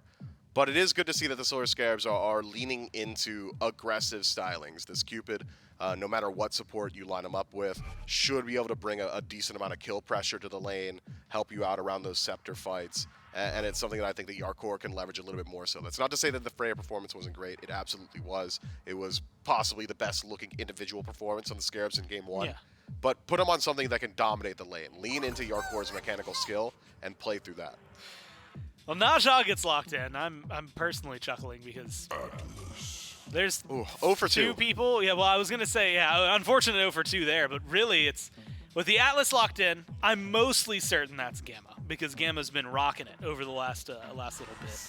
I believe last week they played it 3 times. Yeah, so of their 4 games they had it there. Probably, I wouldn't even be surprised if it was banned against them in the last week. But realistically, I see that Naja Mifflin And I don't know where it's going because part of me says, oh yeah, Naja, great jungle pickup. Benny was loving some mid lane Naja. Didn't necessarily find a lot of success, but kept playing it and had some really interesting games. I believe the first one they did win, but unfortunate stumbles after that. With the Wheelish locked in, I have to imagine that's where they're going. How do you feel about the 3 from the Valkyries? It is curious, right? Looking at it, there still is flex potential, like Naja solo, Willix jungle, Atlas mid could be an opportunity. We've seen that from teams like the Jade Dragons in the past, but more likely as you had it defined. I like the inherent synergy between Atlas and a Wheelish. Either get real close to Atlas and give him the improved pull, or try and move away from him and give a Wheelish the pull. Either way, it's a damned if you do, damned if you don't situation with Gravity Surge. Otherwise, I think I might just straight up favor the Solar Scarabs draft as of now. Terra's got good counter matchup into Atlas and that she's knockup immune so long as she's got one of her structures out, as well as the fact that Earthen Fury, Terra's ultimate, always is going to proc so long as Atlas is also channeling his own ultimate. That dot damage or damage over time ticks very quickly, which means you're going to get that burst healing from Terra very quickly as well. But there is a good deal of early pressure from this Valks draft, and they could look to just blitzkrieg the Solar Scarabs. Yeah, you got double assassin. Usually that allows you to just get aggressive. They ban out Yu Huang, Kukulkan, a lot of things Baronic has liked playing. The other side, the Medusa, which is something Wowie has been very comfortable with. The Mulan, which has been Aqua's answer to the Hades very recently. So some good homework by the Scarabs to make sure the Valkyries aren't finding any maybe counter matchups they're comfortable with. And now Cupid and Charybdis. I will give this the shout out. Billy had mentioned it, but it was just last night. Apparently, I think he said 2:30 a.m. The Scarabs duo lane were rocking the Terra Charybdis combo. So that one's a I hope it's not for them. Charybdis duo. But do you? Yeah, I was gonna say, how do you feel? I guess Cupid versus the Charybdis for mid and duo lane. Well, you want your Cupid, the higher fight pressure, to be in the duo lane. Charybdis has got pretty decent clear in mid. It's one that Baronic has played a whole lot in the it did past. really well on Yeah, he loved the Charybdis mid in phase 1, so maybe going back towards that. Still has defense shred. That second ability from Charybdis doing 30% physical defense shred should help out with the fact that you've got a double hunter composition. But I really hope it isn't Charybdis in the duo lane. I would much prefer to see her in mid. Otherwise, Thor locked in. I think that god is incredibly strong right now. Damage on wall, just being another way to proc those item effects, is incredibly powerful. You were rocking him last night when you were playing with BennyQ. That's right. Benny's seen some better Thors, is all I'm saying. Yeah, Sam for Soccer, world champion MVP. Who is that guy? Is Mifflin, though? That's that right. guy's stream goes crazy. Tyr gets locked in. Last pick for the Valkyries. And Mifflin, I want to say feels small, but it also kind of feels like it's monumental. Tyr's buff recently, he gets half the prots when he's in his now offensive stance, half the power now when he's in the defensive stance. So you're still getting a little kind of cross threshold no matter what. How do you feel? Like does that bring him more into the meta? We were starting to see him trickle in towards the end of Masters, towards the end of Phase 3. Is he going to start rising up, or is this just one that is like, well, he's better now? I refuse to believe that Tyr has ever once been bad. So any buff is just going to bring him a little bit closer to the cream of the crop, but as you said, he's already been kind of bubbling up at the SEC level and at times the SPL. Once we saw that 5-man Deathwalker push, felt like everybody was playing Tyr for a couple of weeks, but certainly much stronger now, gets a little bit more access to some of those protections and power at all times. But the passive that Tyr has, I think, is what really makes him strong. The unCCable god is just so difficult to deal with. Itemization as it stands right now could allow for Tyr to still go towards that OG movement speed style build. Just get into that back line, be disruptive, and very hard to shut down. There's a lot of CC on the other side to be able to just shrug it off in a second, right? Just be like, oh, yeah, you know what? Like, Thorstun, who cares? The ult? Yeah, whatever. I'm going to Fearless you now. Let's have fun. Does make for a very interesting matchup. If you're looking at this, you see these team drafts, you had mentioned it, that it could just be kind of a blitzkrieg rush down for the Valkyries. I was going to ask you how you feel about their team fight, if you think they're going to close it out 2-0. We don't need to know what you think about it. We can just find out with J-Mac and Trelly as we go down to game number 2. Mifflin's thoughts on here and said, we'll Nope. just go ahead and jump right into the game. Well, maybe hopefully we'll get to jump immediately right in this time, Charlie, as opposed to having to give it a little bit of a stall for the players to jump themselves in. But Charlie, maybe I'll kind of pose over to you as we get ready to jump into this game. Kind of maybe your thoughts on some of the team fight that the Solar Scarabs have drafted for themselves this time around. Double Hunter, Sam back on a signature pick in this Thor. Do you like this Solar Scarabs draft up against what the Valks have drafted? I appreciate that, J-Mac. My thoughts are infinitely more valuable than Mifflin's thoughts, so thank you again. I do Got your I do like the Thor. I hope that Sam is able to make it work, because I'm tired of seeing the Thor being played and then immediately tweeted after about how, like, oh, I was trolling when I picked Thor. So I'm really hoping that Sam's able to find some success, and I think a decent game for it. You know, you're probably not finding too much success in the duo lane until, you know, of course, level 5 rolls around, just because maybe you could find some picks on the game. But Kirby didn't get beads, and I think that's the biggest part, because whenever as a Thor player, you want to find someone without beads, and you want 100 of them to 0 them off the anvil of done. Like, that's the combo, right? You hit the ult, you go for the 100 to 0. That's his bread and butter. Sure, you can go for the flashy plays, the late game where you're just dunking into 5, then hammer out, that sort of thing. But I'm hoping Sam can at least find some credit with those ultimates at the level 5 mark, that sort of thing. Because BennyQ's on the Naja mid, you might have a decent matchup there, but you got to make sure you're holding on to those relics, that sort of thing. It's all about that early pressure, wherever Sam decides to use it. We did see Hurrywin not necessarily go for the full invade and steal, but at least force out that hand of the gods from Gamma and Wowie. Get them to use that on the very first spawn as opposed to waiting for that like we typically see from the supports go through. That also lets Yarkor get a lot of solo farm between the green and the purple. Gets that by himself. It's an early level 2 in the dual lane. And kind of a shout back for Baronic on this Charybdis, something that he played quite a bit in Season A, but currently being soloed by Benny for the moment. Does end up getting that Whirlpool second. Probably not the ideal ability that he wanted, but definitely needed to get away from this Naja. Yeah, it's always nice to have for safety, especially when Kirmi could blink in at any moment and try and get aggressive onto Baronic, and then maybe Feather Step and First Blood him. Yeah, you want that. Say for Soccer, gonna be able to grab the return kill, and you also want that. If you're the Scarabs, you want that for sure. Making sure to take the 1-for-1, so both mid laners go down, and maybe fortunate for both of those junglers. They're the ones who get the credits to those. But Hurrywin picked up by Gamma yet again. One more onto the Impale onto Yarkor. Good. He's but going not in. enough now. Instead, it's Yarkor going in onto Wowie. He's very low, but Gamma has the body blocks.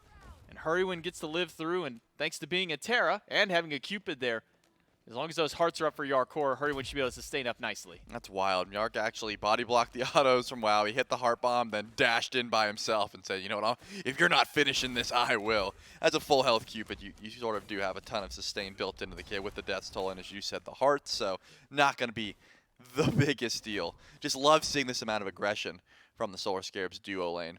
And, you know, I'm also glad that, you know, Yarkor is going the trick-or-treat skin, because that's something that's very important to me. Is Kirmi on the Halloween skin? This is important to note on the Awilix. Oh, actually catches the dash. Yarkor could be in a little bit of trouble here as well. He was looking for that impale, didn't find it. Just gonna go for some lane pressure in the process. But you know, it's spooky season. You got to make sure you're using those Halloween skins. Ooh, Heart Bomb explodes, gets some damage. The Scepter Big slowly fives. five damage at a time. Will hit Wowie and Gamma. Gamma goes for the pickup. Pulls Hurrywin through. Doesn't throw him far enough for maybe an Impale combo immediately after.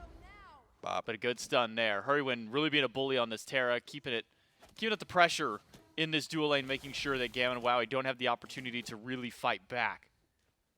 And once again, going for purple. Hog is not there this time. There could be a steal for Hurrywin if he's able to time this correctly. Yeah, I was wanting to see. And because Hurrywin already used the wall, you know, didn't really have a dash up at that point, so wasn't able to go for any more aggression towards the buff. But level 5 could come through. We saw that BennyQ head over to level 5, was trying to get aggressive onto Baronic because Baronic was not quite level 5, doesn't have beads for 45 seconds, but Windfire Wheels under tower, full HP Charybdis just about, not going to make sure that 100 to 0 comes through. Kiermi's here just in case, though, trying to find. He's not. No, I'm well aware, and I'm furious, and I will be talking to him in the break room after the game, but that's a conversation for after this set. Can't believe it. Can't believe he's not using the trick-or-treat skin. Yeah, no. On the Willish. Has the perfect opportunity. Going back over, okay, now that the candy corn is out, I'll ask you a question. Are you a fan of candy corn? Last time me and Gore casted a Cupid game, he asked me, and he said he's a big fan. I personally don't. Okay. I liked it as a kid, though. You know, Okay. I did eat it on Halloween. I think it's just too much sugar for me, and I've unfortunately realized that now. I'm the person who will buy like one of the small bags of candy corn that's like $1 or something like that, and I'll make it last the entire month. But that's it. You're eating candy corn in November? No, like for October. Oh. They put it out in like September. Okay, you're okay. I thought So you. like, no, I'm buying a bag at the beginning of the month, and I'm making that one bag of candy corn last the whole month. You can tell that I'm a child at heart. Beautiful blink in. Does get the beats down from Scary D. Not going to get the ult from Kirmi, though. Sam for Soccer taking a little bit of damage. All off the back of a blue buff invade.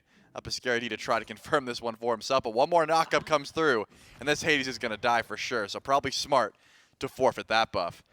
You can tell. Yeah, this one's going to have to go up for free. You can tell I'm a kid at heart because when you just said that you ate the candy corn, I assumed for some reason you were trick-or-treating and that you're not a, 20-something-year-old man. I got trick-or-treating for my bag of candy corn. As if the parents would just go, leave. Like, Go away. what are you doing? Take one, I take the whole bucket. It didn't specify what one it was, so I'm taking the one bowl of candy. That's Yeah, so there. if anyone around here, don't let J-Mac Oh, no. come in. Oh, Beautiful wait, ultimate, BennyQ though. picks up Sam, but is he going to amount to anything? The minion wave is there to block. Sam can't find the last auto. BennyQ saves his own life. But can Sam get the kill after? No, he's just going to wait patiently. I was waiting maybe like a hammer port into like a wall. Yeah, or I was something. doing the mind games as well. Oh my god, he's got Crusher. The wall does damage now. He could hammer in wall, go for the Berserker Barrage, but then he's got a pre-beads because if the Sash comes through. I think Sam was also doing the mind games and came to the conclusion, there is no way I get this kill and get out and probably won't even get the kill. So smart call there. Beautiful ult, though, by BennyQ to cancel out that Berserker's Barrage and just take up Sam. And couldn't find that auto attack. Unfortunate series of events, but at the very least, you send BennyQ back, you give Baronic a little bit of extra time to clear the waves in mid, that sort of thing. And you are going to want that because you're down a level lead, right? Baronic is only level 7 to BennyQ's 8. You do need a little bit of room in that mid lane. Yeah, able to keep himself alive there and doing the mental math for really both of those players there. And ends up coming out at least as a net even. BennyQ's ultimate down means he loses out on a little bit of safety. Sam for Soccer still holding on to that Anvil of Dawn, but with beads up on everybody, doesn't feel like Sam's been able to really get any pressure on the map just yet with this Thor. Hasn't really been able to find any big picks or burn some relics. Baronic loses out on the Whirlpool. He'll be fine for now as Gamma's used most of his CC. And another fight over at the blue buff as Aquarius is pushing up 1 versus 3. Gets the pull onto Scary. Pull for Kirmi. Knockup is good. After Feather Step, a little bit more damage on a Scary. He's healing it all back up. Lawbringer is not enough damage. But Aquarius is able to find one. Dunked back down by Sam onto Gamma, who doesn't have the mobility. Needs some assistance. BennyQ is here with the ring toss. The sash after. But the hammer poured in after the beats by Sam. It's a double kill for the jungler in a Such wall a that nice cut wall. off the path. Sam for Soccer is out and gets 2. BennyQ had the ultimate, was going for the Windfire Wheels, but a beautiful wall there from Sam for Soccer. And also, Scary D should have been dead. Windfire Wheels does get used on a Baronic. The heal's going to be waiting from Hurrywin, though. I don't know if this is going to be a kill. BennyQ's going to have to hit the ring bounce, and with the Whirlpool, should be just fine. Not going to be able to find that one. Beautiful plays from Hurrywin and Baronic to keep the mid laner alive. But all things considered, Scary D probably should have been dead there. I mean, he did die, of course, but beautiful turnaround, had a ton of damage, and that Pillar of Agony definitely lasting way longer than the Valhalla Valkyries expected. They're like, all right, we can just, we'll eat this damage, we'll kill the Hades, and like, wait, guys, I said kill the Hades, please, kill the, and then they just both died. Unfortunate place. Looking 3-2 in favor of the Solar Scarabs. Gold lead. Still going to be a bit in favor of the Valhalla Valkyries, though. But all 3 of those kills are on Sam for Soccer. And Charlie, we're This back is like to last game. I was about to say, we're in the exact same position as game 1, minus an assist for Sam. He has 3-0-1 around this point. But in game 1, Sam didn't really do much with the lead. He wasn't forcing relics off anybody. He wasn't really making impactful plays in any of the lanes individually. He got his early 3 kills, and it just kind of stagnated. But on a pick like Thor, gotta imagine that Sam is going to want to try and keep this pressure up. Beads are down on mid. Beads are down for Gamma as well. Seems like it's 2 very easy targets for Sam to go for now. Yeah, certainly could be the option. The issue is that Sam doesn't have beads himself, so if you are ulting in, trying to find BennyQ, as Hurrywin gets pulled back in by Kiermi. Should have the dashes away, unless Wowie, I'm going to say at the Desert Fury, won't be able to chase that one down. If you are using Anvil of Dawn ult onto Naja, and of course BennyQ doesn't get 100 to 0, you're definitely just getting taken up into the air and stalling for your team. So I understand the hesitation here from Sam for Soccer to not wanting to go just for the, the raw ultimate onto Benny in mid. Would be a decent kill opportunity, but Baronic with the Devo's Gauntlets just stacked up, only about 28 stacks in. You're not doing too much damage. They're able to turn a fair bit of damage back, but it looks like one will do it. Baronic cleans that up. That's just a clean kill. Honestly, just great coordinated team effort there by Sam, recognizing as well that BennyQ wanted to go aggressive, has the perfect wall separation between the two of them, then sets up for Baronic to find the turnaround. But now Kiermi on the rotation over. Might want to try and make a play over towards Scary D. Ult is down for Kiermi though, so he won't be able to find a pull back on towards this Hades. And He didn't with get it. Sam standing by, didn't want to try and finish that totem. Instead, there's now 3 Scarabs pushing up towards blue, so Kiermi will put his priority towards making sure that Aquarius can have that buff in order to keep farming up. Bad call. Bad call for sure. If my team and Totem Coup are drowning, catch me at my team's funeral with increased MP5. That's all I'm saying. movement speed. Yeah, I'm definitely going for the Totem of Coup there, but the Pyromancer definitely going the way of the Solar Scarabs. And it's still a relatively even game, but the gold lead finally in favor of the Scarabs. I mean, the kills have always been in their favor, as of, Sam for Soccer popping off, getting those 3. But then, the gold finally climbs up. I think the Valhalla Valkyries have been playing an excellent game as being able to farm the map just a little bit better up until this point. Objective-wise, though, once that Pyro spawns in at 10 minutes, the Solar Scarabs recognize they probably had some pressure to be able to go for that one. Looks like a little bit of damage coming the way of Hurrywin. Kiermi's on the rotation and does have the Gravity Surge, but it's going to be hard to knock him up with his stones down. Well, Stone disappears. There's the pull back to Hurry, but it dunked in by Sam. Half HP or less on Kiermi. The damage output just too much. And BennyQ has pulled Hurrywin into the sky. Needs help on landing, but the Maw is going to push BennyQ away and force the beads from the mid laner. Luckily, had a little bit of extra healing available to himself. And it'll only be a single pick for the Valkyries that gets one now back over to the jungler. 2-1-1 for Kiermi. Yeah, unfortunate. Sam for Soccer didn't have the combo. It was a good ultimate. Didn't quite land on Kiermi, but had the stun and the damage after, but wasn't able to kill. Just didn't find enough damage for the Wheelix. And also, Hurrywin, pretty weak up in the sky there. Could have been worse, but just the 1 kill on the Sam for Soccer and the shutdown, pretty important. But Yarkor makes the rotation over. Gamma, not going to be too long for this world. That's going to be an immediate kill, as well as getting the beads down of the support. Are they feeling confident enough to go for the Fury? Seems like that is the call. Wow, he's sitting around back, and here comes Kiermi. They're well aware this is happening. Yark does have Fields of Love. They're going to bounce it between the 2 carries. Sam roaming around as well. And with no good range to try and steal this Fury away, the Solar Scarabs will be able to grab the one. Kiermi almost losing his life in a battle up against Sam. He'll be forced to go back to base with about 100 HP to his name.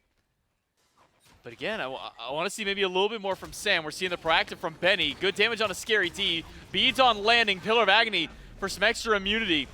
And a dash out by Scary D, but that's ult and beads for the lone ult out of BennyQ. Can I just say that's really cool that play can be made now, where you can actually like pre-beads out of the Naja. Oh ultimate. yeah, that's a good point. That's because I remember when that change was announced on patch notes, Lermy was in the chat saying, yes, you can beads during Naja ult, but it's not going to take you out of the ultimate. But what it does do is make sure there's not a Fearless waiting for you on landing, and Scary D can just dash away. So that's just a really cool change that came through in the last patch, where you can actually beads during those situations. Scary D, smart play, make sure to get out of that CC chain before Aquarius could come through with the Fearless combo.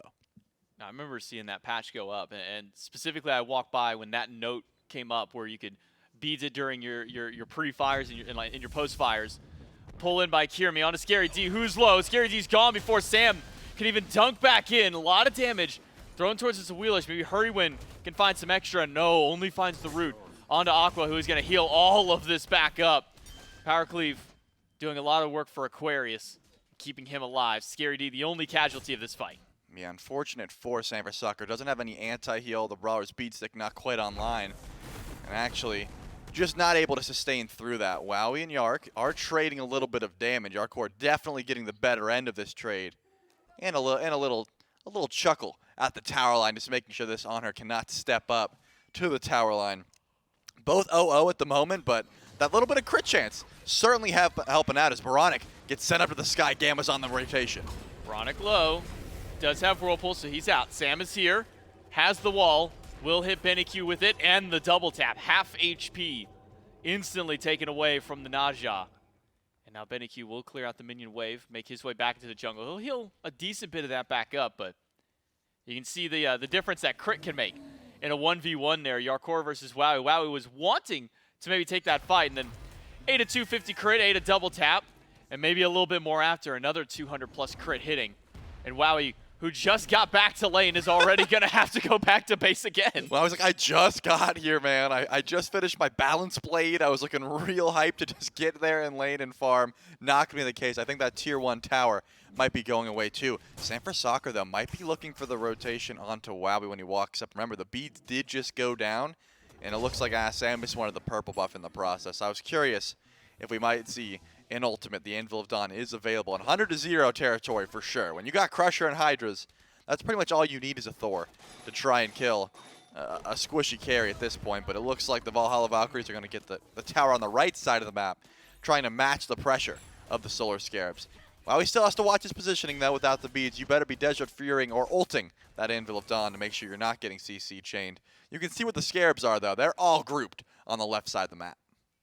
Yeah, that Fury, though, still over a minute and a half before that one comes up. Pyromancer is on the table.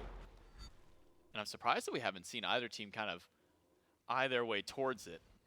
Maybe we'll see at least the Solar Scarabs rotate there. So you see Hurrywin and Sam walking through the lower side of the jungle.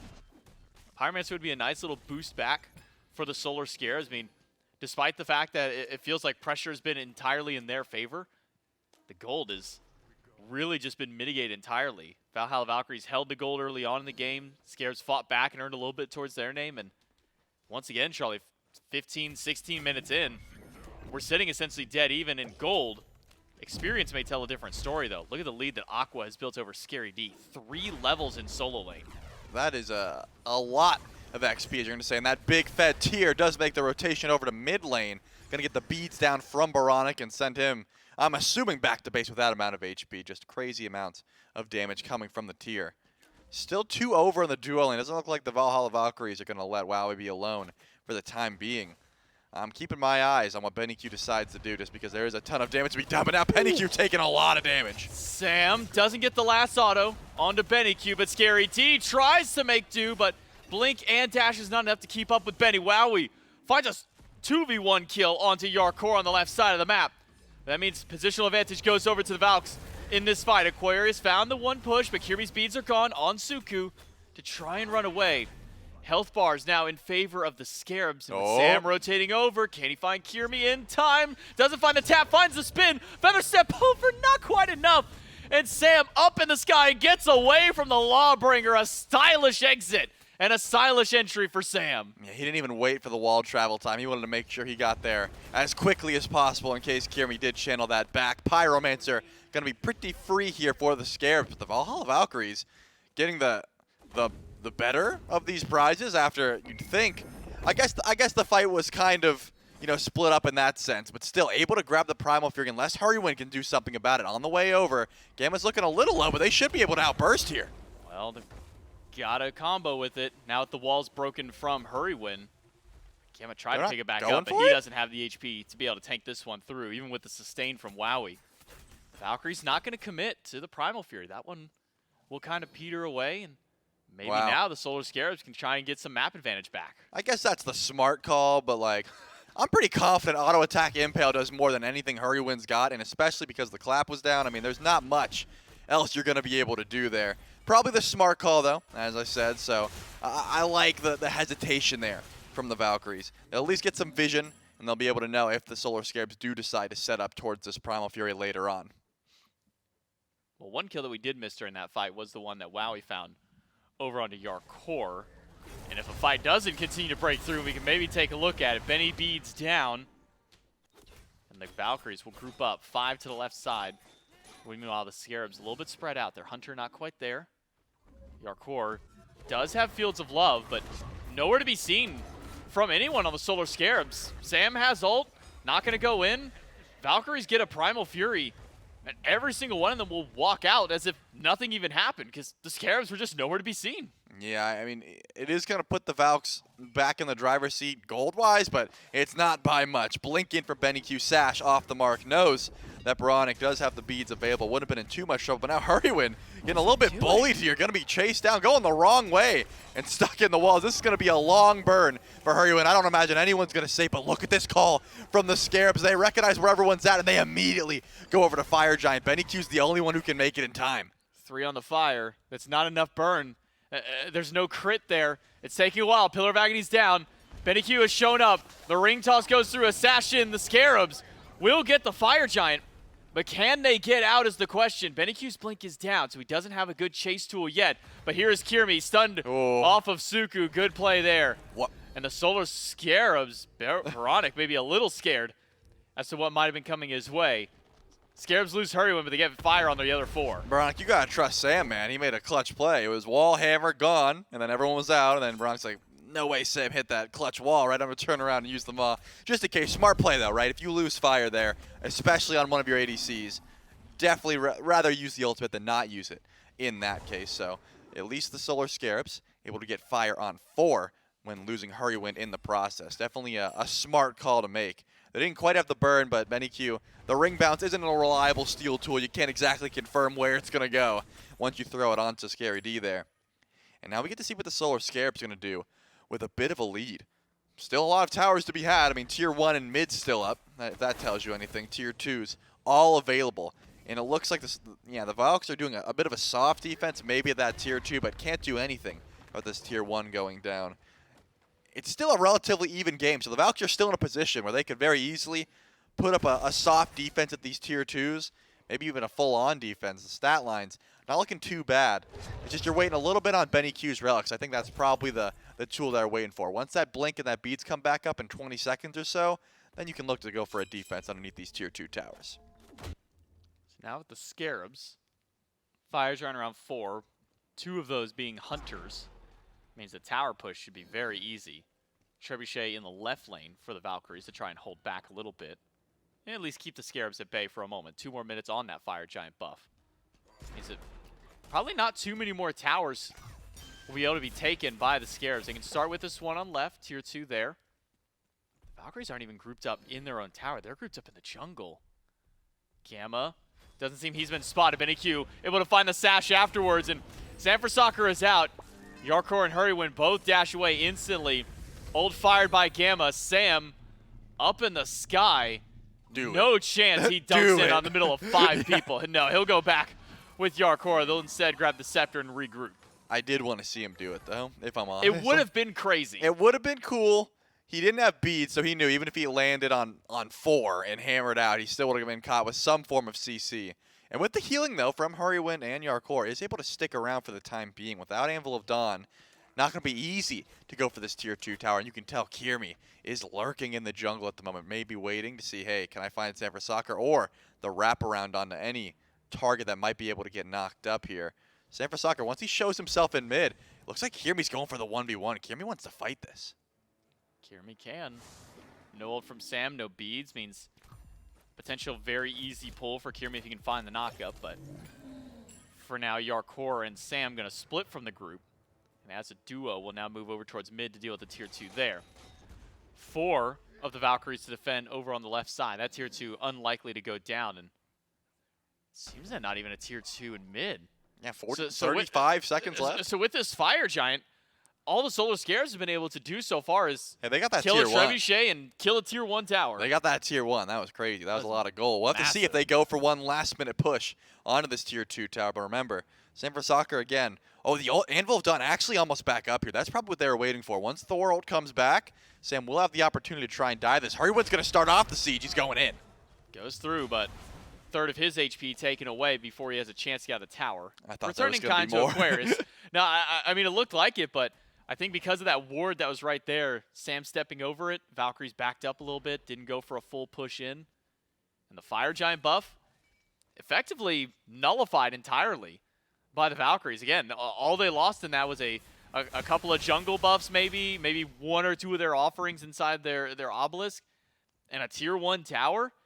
I'd say that's a win for the Valkyries given the situation. Yeah, definitely the case. I want to zoom in here on Yarkor's build because, you know, with the heavy executioner, that to me that only means that you're not getting kin size. The only item you could be going for in that last slot now is Deathbringer, right? That you've already capped your attack speed. You don't want to be going any further. You already get some in-hand attack speed with leveling your dash, so really not going to be the case. Actually upgrades into the Death's Temper, though. So wants to go for a little bit of extra attack speed with the crit chance from the Shadow Steel and the Fail Knot. Going to be doing a lot of damage to squishies and carries alike. So that seems to be the call here. Just an interesting build. I've never seen Cupid itemized this way. The way Yarkor has been playing, though, I'm not going to mind it too much, but getting very aggressive on this pick, throwing those ultimates and going in. But the Valks, they're able to grab the Pyromancer before this Fire Giant even spawns in. They've shown they're grouped up ready, just in case the Solar Scarabs do want to step up here and try to get aggressive around this Fire Giant. Vision all around the pit. The sound effect. Yeah, on the sound auto effect attacks, of the autos. It threw me off for a moment. I forgot the sound of them for a moment there. But vision across the pit for really both of these teams. Scarabs will clear out the right side. It's the only tier 1 tower they still have to deal with is the solo lane one. Hurrywin to walk in. And with Baronic by his side and Yarkor there as well, does mean that that tier 1 will not stand for very long. So only one last tier 1 tower standing. That's the duo lane Scarabs tower. Fire Giant gonna be started up. There's 2 hunters. One of them has crit. The Valkyries are gonna have to make their effort to get into the pit. Half HP on the Fire Giant has been leashed. Hurrywin push against the wall. And an ultimate from Gamma to start the fight out. Scary D pulls a decent bit of relics away from the team and finds one. A dunk in by Sam, but Aquarius lives. And a Lawbringer will get him over the wall and tap on towards Gamma. He picks up 1 with the grab, and I don't think he wanted to pick up anybody. Hear me. Can't even find a grab of his own. It is 2 down from the Valkyries and maybe a third if Kirmi can't get far. Double tap just off the mark. And the Solar Scarabs have found 2. And this should be an easy Fire Giant for them now. Yeah, this is definitely the case. BennyQ wasn't even able to get the ultimate off there. Unfortunate for the Valhalla Valkyries. Scarabs take down BennyQ and Gamma. And, you know, get some relics down for sure, but Kirmi was not able to find enough damage there to confirm any bit of those kills. Now the Scarabs on their second time will be able to get the Fire Giant and go for this tier 2 tower on the right, try and get some gold in their pockets. And I think the Valks are doing exactly what they need to. Split up the map as much as possible, try and get some gold, try and push out the waves. But 5 strong on the Scarabs. All back are the Valkyries. I was going to say this would be a risky call to go for. You haven't even backed up yet after winning that fight. And it looks like if they all do back, the Valks may want to try and chase them out just to make sure there's no one lazy back. You can see Kirmi coming up on Suku. It's going to ride over a ward eventually, though. There it is. So now Scary D knows he's being chased at the very least. But the Valks aren't going to let them back. They're going to run the whole way down. As long as they stall this out, they're not going to get enough value out of that Fire Giant. Kirmi cutting off the path. We'll find Hurry and Scary D. Not find the knockup to either. Aquarius and his guard stance now, not going to be able to find anything except for a slight heal to the name. But the Valkyries, even after losing the fire, they're the ones who are pushing up aggressively to the right side. It's BennyQ who's starting the fight. Ult for ult out of the Assassins. But Sam's is definitely the more worthwhile one to strip away. That is AoE CC now taken off the table. Yeah, probably a waiting game here. We saw what happened last time when the Scarabs went to the tier 2 tower without Sam's ultimate. They sort of just stood there. I imagine that's going to be the same sort of call, right? Sam's relics come back up in about a minute or so. And once Aegis and beads are available for the jungler, then they might feel a little bit more confident going for a fight. It's just a tier 2, and to be honest, that left side one is looking a little worse for wear, so wouldn't be surprised if the Valks do exactly what they're doing, split up the map, bunker down for the Phoenixes. Definitely the call to just, you know, let a little bit of gold go, but more importantly, keep the base alive. Make sure that there's no fire minions you got to deal with. They're going to have to hurry up, though. I was going to say, Scary D is on the way. Did have a pretty big ultimate last time. The way that he's itemized on this Hades, actually going for Book of the Dead instead of the usual Warlocks or any other form of damage. So still doing a ton, but also an extra level of tankiness on this Hades. You might think he's dead, and that big shield pops up, and you're like, well, that's unfortunate. We thought Pillar of Agony was going to end a little bit earlier. It didn't. We didn't relic, that sort of thing. All can come into play. But now the Scarabs are grouped up over and left. Anvil of Dawn almost back off cooldown. You can see Scary D and Stanford Soccer possibly looking for that tier 2 themselves before they do decide to commit. Because Sam's Rucks are up. They're probably feeling pretty confident now to go for these towers. Kiermi goes in, finds 2, feared, but beautiful. Fearless from Aquarius will save the life of the jungler. If not for that one little moment there, Kiermi surely dead at the tail end of that one. The Solar Scarabs continue their push. 8,000 gold in the lead over the Valkyries. Kiermi without a blink. The Solar Scarabs group up as 5 to the left side. Yeah, that was a beautiful blink in there. If Aquarius doesn't, I think like 2 ticks of Pillar of Agony definitely going to be enough to put Kiermi in the grayscale. Now we're seeing the group up, and all ultimates available. Kiermi doesn't have his for quite some time, but the rest of the Scarabs definitely feeling it. Hurry Wind dives very deep, takes a bit of damage, but not too much. It's going to be a problem. The one issue now is that BennyQ has a decent target in Scary D, but you're not blowing up the Hades off that ultimate. And that's pretty much the only person he can really go for. Everyone else does have that CC immunity ready, just in case it does be sending an ult his way. Sam has just been consistently poking out. Now the Siege Brigade's on the left side. Hurry win. And Scary. Scary goes in, but gets yanked right back through. No chance for Wow. Scary D to even do anything, but a double dunk in by Sam for Soccer, thrown up into the sky by BennyQ, and on landing mid with a Desert's Fury. Aegis will keep him alive for only a moment longer.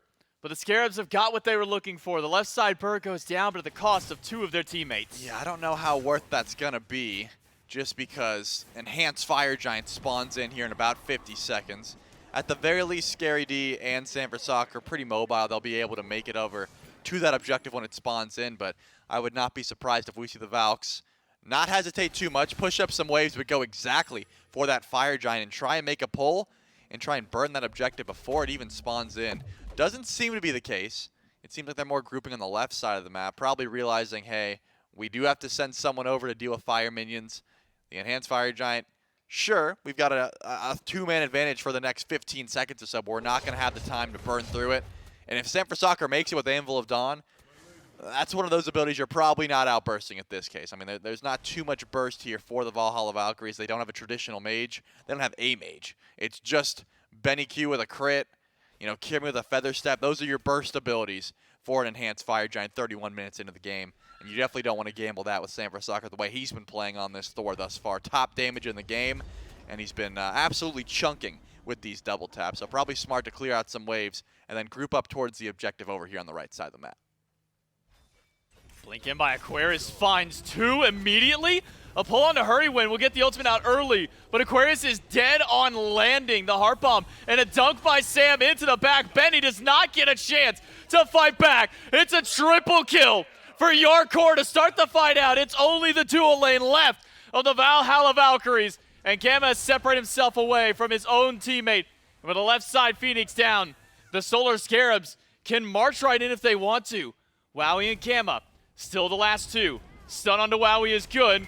Double tap hits, gets the Aegis away. Rudin plays, Desert's Fury will not save him. In fact, he is trapped. And Yarkor finds his 4th of the fight. Sam finds 1 more, and the Solar Scarabs will take us to game 3. I mean, we were praying for it at the beginning. We want to see the return of Thor. Sanford Soccer certainly popping off, but Yarkor with 4 that fight on the Cupid. I was questioning the build a little bit. I wasn't too questioning it because we know Yark knows what he's doing, but those autos were flying. Off of the back of a pretty solid initiation there for Aquarius. Unfortunately, the 2 targets he grabbed were the tanks. Kiermi tried to pull in the Hades, and he found a Terra instead. After that, you can't really decide who you pull with the Gravity Surge, and it wasn't enough to win the fight. And I didn't see too much follow-up for the Naja ults. BennyQ hit a couple, but the kills weren't really happening. No matter what happens, Sanford Soccer on the Thor and Yark on the Cupid, they were looking real clean. Pretty solid play out of the Solar Scarab. Starts off a little shaky, but then picks up. And from that point onward, once that first Fire Giant went down, I mean, it was all momentum for the Scarab. Sure, they only got a little bit in the first one, but able to pick it up at the end. Solar Scarabs take us to game number 3. We're going to take it to a quick break, and then we'll get you guys set up for that big 3rd game.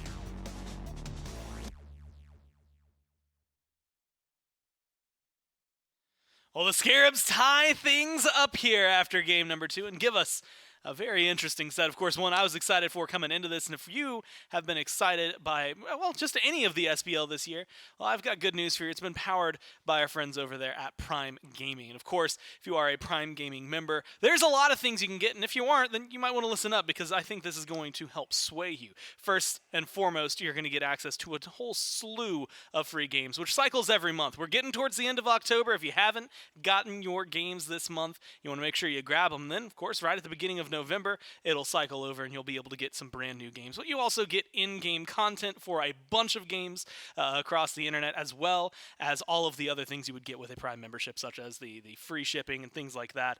All of that is what you can get, and more, of course, by becoming a Prime Gaming member. So thanks to Prime Gaming for sticking with us, empowering the SBL this year.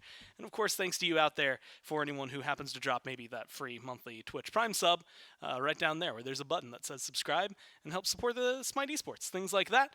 Of course, I'm Gore, that's Mifflin, and we're at 1-1. I'm kind of surprised, if I'm honest. After the way game 1 went, I thought we were going to see a tumultuous game for the Valkyries, but something that maybe resulted in a win. It didn't get off to the clean start they wanted, got a little bit going for them, but the Scarabs got the lead, and then they ran away with it. Yeah, I was going to go through like my own analysis, but I thought to myself, man, there are plenty of smarter people in the building. So I went and asked the players themselves. Talked to the Scarabs. They said draft diff, and then I was like, okay, well, that makes sense. Let's see what the Valks think. And they tended to agree. Another draft diff from the Valks as well. So get it straight from the word of the horse's mouth. Thank God you're here, Gore. They tend to agree that this one was decided in P's and B's, and I am of like mind in parts. I think that play on field certainly came into account, especially around Boronic. That Charybdis served him well in phases of past, and does so again today. A phenomenal play off the back of a Thor wall really set up that early mid game for the Solar Scarabs, and as you said, from there they were very adept at pushing that lead. Sanford Soccer, back on one of his age-old favorites in the Thor, was incredibly disruptive in the back line. We saw the pool actually get channeled there from Gamma. That might be one of 5 actually channeled pools, because otherwise the CC was always there from the Solar Scarabs, and the team fight certainly clean at that. But you really gotta talk about the guy on your screen right now. Not only does he dominate the team fights, but when I was watching the laning phase, I think there was maybe 10 combined seconds that Yarkor wasn't sitting on tower line bullying Wowie. It was so different.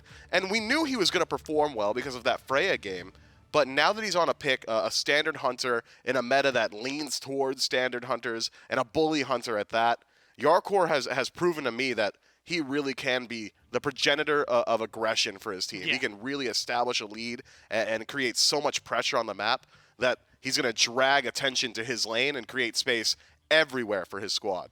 And I think that having someone like that, I think Wowie actually managed to avoid the what would we call it, the threat that was hardcore ADC at the beginning of Season 8. And, well, now unfortunately get to feel it. Less than 10k damage coming from the on her. 30,000 from our boy Sam. Yeah, and about 10,000 separating the carries. I mean, you mentioned bullying. That might even go beyond that. I mean, it is amazing. Like you said, Sam, look, a little, well, I call it little, a pretty big buff to Thor. And it seems like it's making him feel pretty good. Again, I saw you playing it last night, seeing Sam play it here. Are you thinking Thor's coming back, or you think he's still in the area he just was, where he's a bottom 2, you can slot him in sometimes, but he's not like the go-to jungler right now? I think Thor is like easily top 5. Oh, easily top 5. And when I talk to the other junglers in the league, when I talk to the junglers in the league, they tend to agree. Not only is he good in the jungle, but I think he really might have a home in the soul lane. You want Thor being able to pick up things like Bluestone, just the ability to leverage that item so well. Now that wall does damage, I think that Thor is in a very, very good spot. Wouldn't be surprised if we see him banned. It's going to be fun to watch, picks and bans. Game number 3, Valkyries will be the first pick this time. And if you go back to game number 1, they were first pick. Hades, Cupid, Naja were their bans. Scarabs did Yamoja, Daji, Ymir. Last game, the Ymir, the Yamoja, and then Amuz and Cobb for the Valkyries. And the Scarabs did Bologna, Daji, Poseidon. We'll see how much stays true, what changes as Cupid goes back onto the ban list, was the first pick for the Scarabs last time. Valkyries don't want to deal with it again.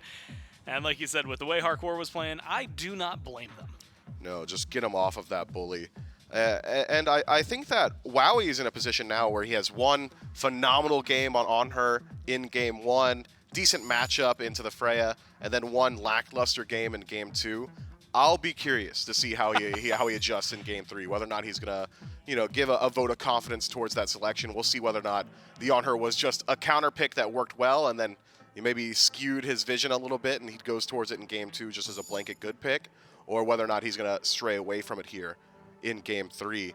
But if I'm to evaluate the strength of On Her in general, Yeah. I just think he's good, right? Like with Devourer's Gauntlet having pen on it, how it synergizes with On Her's passive, the build going towards Executioner in that Yeah. second slot, you're 2 items into your build, you're already autoing for upwards of 150 to 170 with that pick, and he still has CC immunity in the ultimate, a standard leap, strong area control around these neutral objective fights.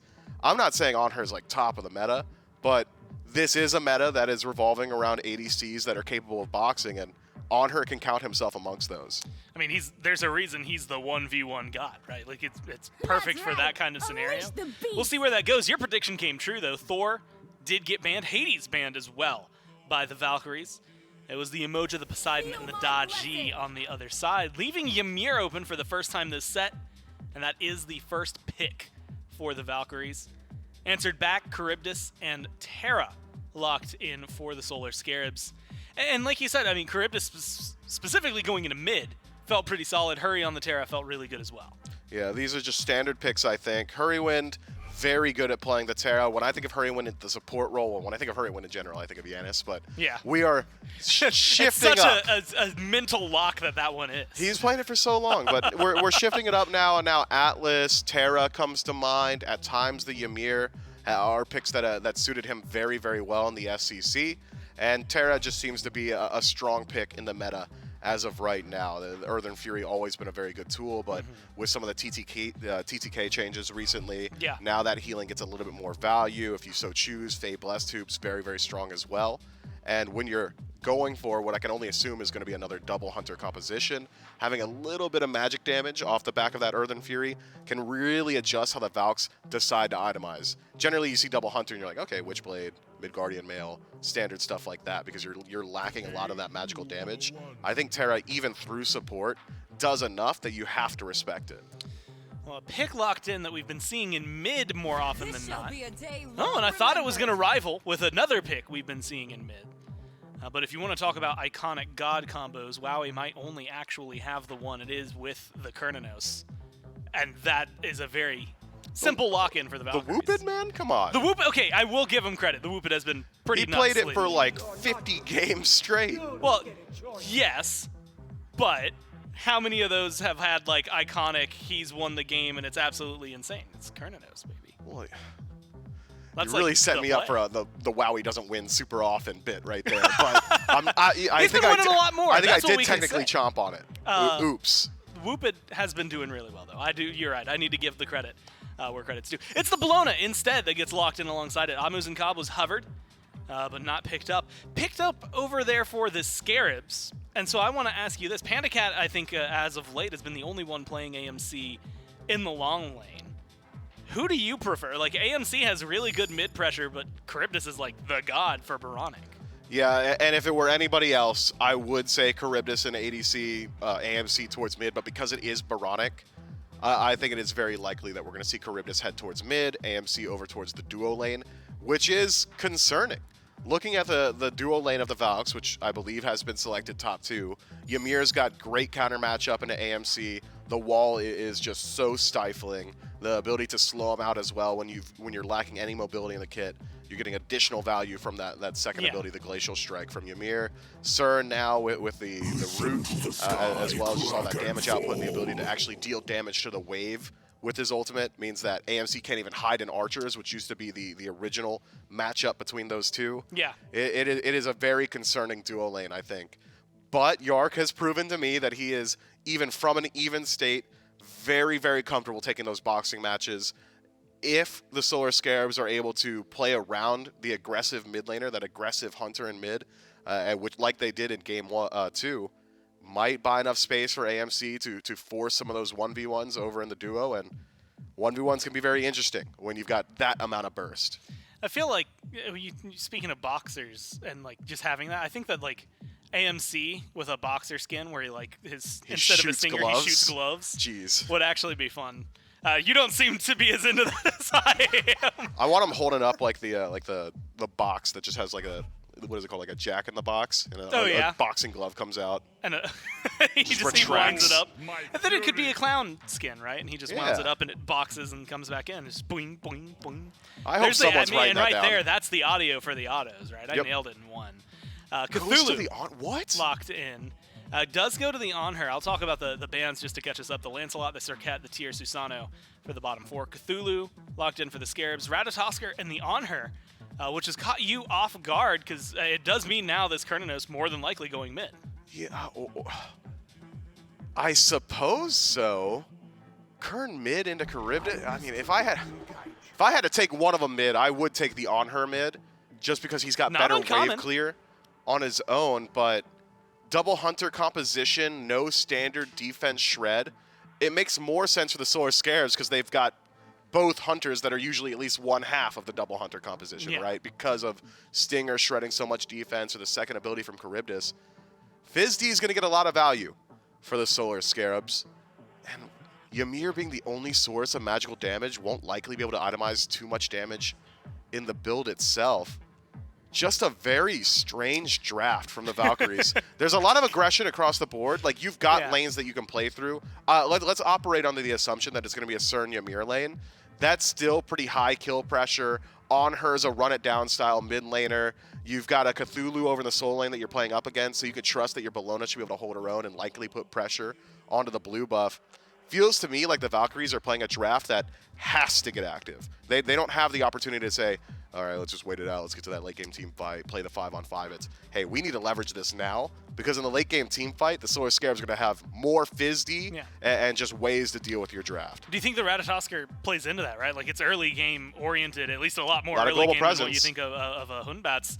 Is that going to enable them, or is that going to be a detriment? Because I see Hunbats, the Cthulhu, like, there's team fight galore on the Scarabs. I think the Rat is going to be very good at dealing with the AMC in particular, especially if it's AMC in the duo lane, the longest lane on the map. You got to play towards the center, close that gap. He's got a long way to go to get back to safety, and that global presence, it's so hard to lock down vision on the map to catch every rotation path a Ratatasker could take.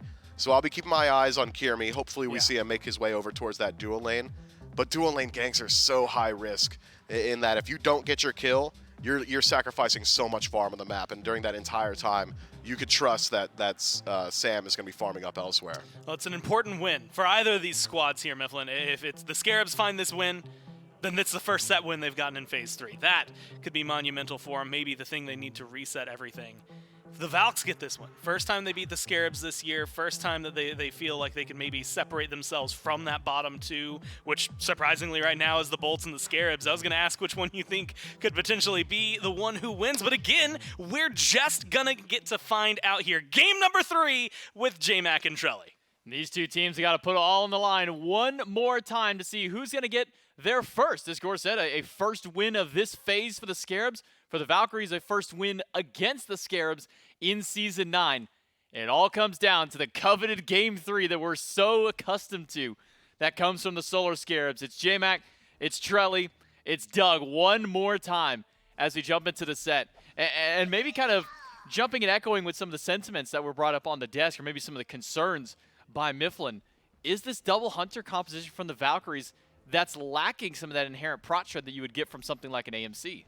Yeah, definitely looks a little bit better late game for the Solar Scarabs, but as they also highlighted, maybe the Valks are just trying to get real active in the early, right? Maybe that's the call here, just try and fight as much as possible, try and push that lead, try and invade purple buffs, that sort of thing. So that's why Gamma is already here, up at this purple buff, being annoying, trying to at least force that hog out of Hurrywind. Yeah, he's going to be taking a lot of damage in the process. So slow. He'll get the minis, maybe. Oh, I think I can't tell if he got the second one there. A real fight.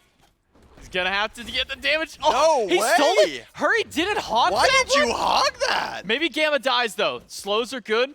from Hurrywin from that passive going through. Yeah, he's Goes to gone. slow to Yarkor. Gamma dies for this one. One more auto. Yarkor does find it. So losing the life of the support. At least the Solar Scared is able to get something after losing their buff. Wow, he grabbed the support buff as well. He just didn't even do his purple in that time. Usually you solo it in that case, but wow, he was able to hit level 2 at the very least, so should sit fine in lane. But you did gift wrap first blood goal to Yarkor. Should help with giving those dev gauntlets online a little bit earlier. Or are you pointing at? Oh, no, he did drop the buff. He just had the wrong one on. Oh, okay.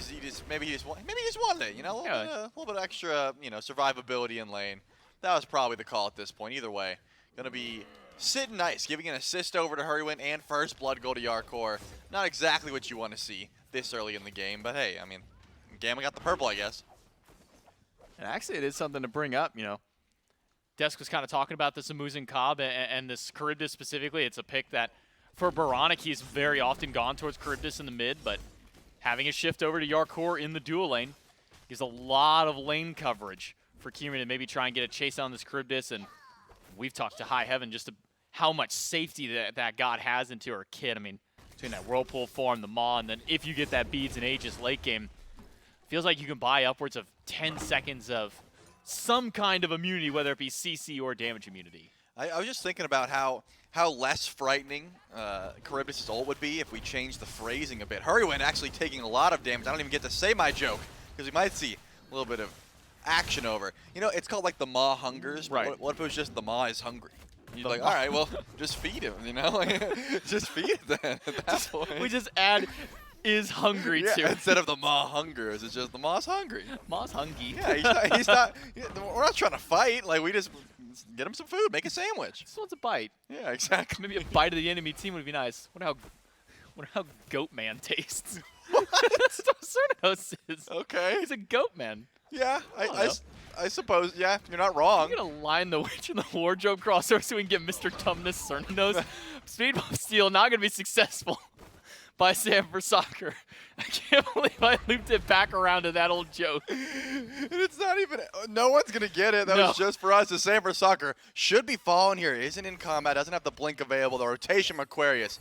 Definitely going to be Yep. enough to make sure that kill goes through. And Kirmi gets credit for that one. So answering back the first blood, the Solar Scarabs were able to get over in duo lane. But this time, getting the kill on the jungler. We already talked about how this Ratatosker needs to get active in the early because of the late game composition that the Scarabs have.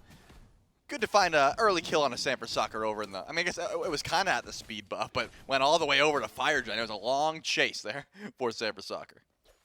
Kirmi off to the 1-0 start will help him out early. Be able to pick up that Acorn just a little bit sooner. Some progression still over into this duo lane. Wow, and Gamma, a bracer by Gamma early on. Means that as long as Wowie's within the range of there, a little bit of extra power or movement speed, depending whatever threshold his health is at the time, to try and get in or get out of the fight. And at least be, for the Scarabs, with that first blood going over to Yarkor means he should be able to get that Devourer's Gauntlet on just a little bit sooner. Though that just means he'll maybe get, 10 to 12 stacks on ahead, maybe before Wowie gets to that point there. But with that early pressure that was put into the dual lane, do you think that kind of pushes Kirmi away from that side of the map and kind of forces him to be more towards this mid-right side? No, I think it forces him over to duo Well. lane, trying to find a kill real early on a Yarkor. Not going to be the case because that Whirlpool form is here, but more specifically, that purple buff seems to be the prize that Kirmi might be after. Does have access to Through the Cosmos, so can get across the map pretty effectively. Especially because Baronic is on this AMC once again, pretty immobile character. Wouldn't be surprised if BennyQ's able to leap in, find an impale, find the beads down early on. Could certainly be the case. Once again, though, Sanford Soccer is on the run. Here goes Kirmi up into the sky, and he could be falling down once again. Double ult onto Sam, and a second death on a Sanford Soccer. And a second time, that's a lot of seconds, that Sam has tried to make this aggressive play in the jungle and has now been punished for it. Last time around, meets Kirmi, who slows him down. Aquarius comes over to help get the kill. This time it's Aquarius who finds him and slows him down for Kirmi to make his way back into the fight. Having to expend both ults, so it will be a little while before Kirmi can go up through the sky again, but these kind of greedy plays by Sam are starting to cost him the early lead that the Scarabs had. Yeah, definitely not the smartest call, but I think Sam should be just fine. The Hunbats, does need itemization for sure, and doesn't want to let Kirmi get online, but as long as you're making use out of that ultimate, being a bit behind in lane, I don't think it's going to be the worst situation. It's not as bad as being down on a character that has to do all the damage for the team. Hunbat's definitely more of a setup style jungler. Sam, I think just a little overconfident in the jungle. There's so much mobility for Kirmi on this Ratatoskr. I doubt we'll be going for invades like that again, but hey, maybe that's just the playstyle, right? Try and stunt some of Kirmi's farm. So far hasn't worked. That's a 2-0 Ratatoskr with a level lead in the jungle. But we'll have to see how Sam decides to play it. Hasn't quite finished that first item yet. You'd think could be the Jotun's Wrath. Hunbat's, you want that extra CDR. You want to be able to ult off cooldown whenever possible to help out the team. But hasn't been able to finish it just yet, so really hasn't been able to use that ultimate. And it will be the Crusher, just trying to get some extra DPS for the ultimates that are coming through. You don't get to ult as much, but when you do ult, you're going to have some extra damage. Hurrywin trying to go for the Oracles. Secures one. The other one is taken by Gamma, so a split means no vision. Under the Gold Fury pit for the Solar Scares, won't be able to see if Kirmi is making a rotation from that little portion of the map. So very important that some ward coverage gets thrown up by the Scarabs to catch out any possible movements by Kirmi on the Ratatoskr. As you say, 2-0 to start this one out. Both kills onto the enemy jungler. And now we'll see if maybe a rotation towards Scary D. Kirmi cutting off the top side rotation as blue buff is spawning in, and it seems that that's where Kirmi and Aqua want to put their pressure. Yeah, Sam for Soccer is on the way as well as both supports. Scary D is going to go into the ultimate. Not going to have to expend too much damage, but Gamma's going for the blue buff invade by himself. Not going to be able to steal that one away, so Scary D will get the blue buff at the very least. But Descent into Madness was used, so it could open up a regank opportunity for Kirmi over in that solo lane if the Ratatoskr wants to try and get aggressive. I'm honestly down to just sit in the duo lane and see like how much aggression comes through because of the way Yarkor's been playing. But so far, as a Charybdis up into a Cernos, you don't have too much solo kill opportunity. Unless Wowie's like dashing in aggressively, you're not going to find too much to try and get aggressive with. Your ult is just a little bit too telegraphed, especially when movement's available. And I think CERN usually gets the better out of those trades as is. Been a quiet game so far for BennyQ on the On-Her. Does have the 1 assist to his name over Baronic. Still goose eggs across the board for him and for Scary Dew, who pretty much had to watch as his jungler died inside of his lane earlier on. Twice. Twice. Well, he didn't die in the lane the first time. It was in the close jungle. enough. I'm sure he was watching through the Fire Giant pit. Like, yeah, Pyramid's a pit. Yeah, what they doing over there? It's like, you okay over there, buddy? You need some help? Maybe some help for Kirmi and BennyQ now, because Sam has found a perfect engage with the ultimate. Wow. And an instant double kill. The 0-2 Hunbat on an instant turn of the dime to 2-2 for himself. Yeah, Sam wasn't worried. He said, I'm going to go even right here in one foul swoop. The blink ult, great collapse there by the Solar Scarabs. Able to grab 2 kills for themselves, as well as get the Trebuchet on their side since the Obelisk was filled up. That one's going to go over to solo lane. I doubt be used for any time soon. Hurrywind could be in a little bit of trouble, but does have the dash out, and the wall from Gamma, no good. Pyromancer not going to be up for another minute or so, and that's usually the first objective we've seen in this set so far to be looked at. With 4 Hunters on the map, I think both teams pretty easily could go for a Pyromancer pull, but because of the itemization from around, actually BennyQ does go the Dev Gauntlets, but immediately into a Crusher of his own, so wanting a little bit of extra attack speed, but also ability damage throughout. Going to help the early power spike, but usually you want to sell that item late game. We'll have to see how much that ends up paying off for him. We'll see if he has to get aggressive with that item 10 minutes here into the game. Still decent pressure for Wowie over Yarkor. Wave clear goes pretty evenly amongst the two of them. So for now, it'll come to some more of this neutral game out. But the Valkyries, they had about a 1K gold lead earlier on. That's been mitigated by the double kill by Sam for Soccer. It has now dropped itself down to only about a 400 or 500 gold lead for the Valks. We see Gamma trying to fight for some Oracle Harpies along with Hurrywin. Hurrywin's not going to be able to grab those ones, in fact. Stopped in place, does get the double dash out. Oracle Vision now for the Gold Fury for the Valhalla Valkyries means they'll be pretty comfortable on that side if they can see Sam or somebody else make a rotation towards that duo. Are you used to seeing Hurrywin as a support yet? You know, like, because for the SCC, Yeah, of course, we've been watching, but now we have his face cam, you know, so you look over. That's you see, a little different. Yeah, you see a Terra going for Oracles, then you look down in the face cam, and it's Hurrywin. That doesn't sit well with me. At least he's in mid lane right now, so that helps.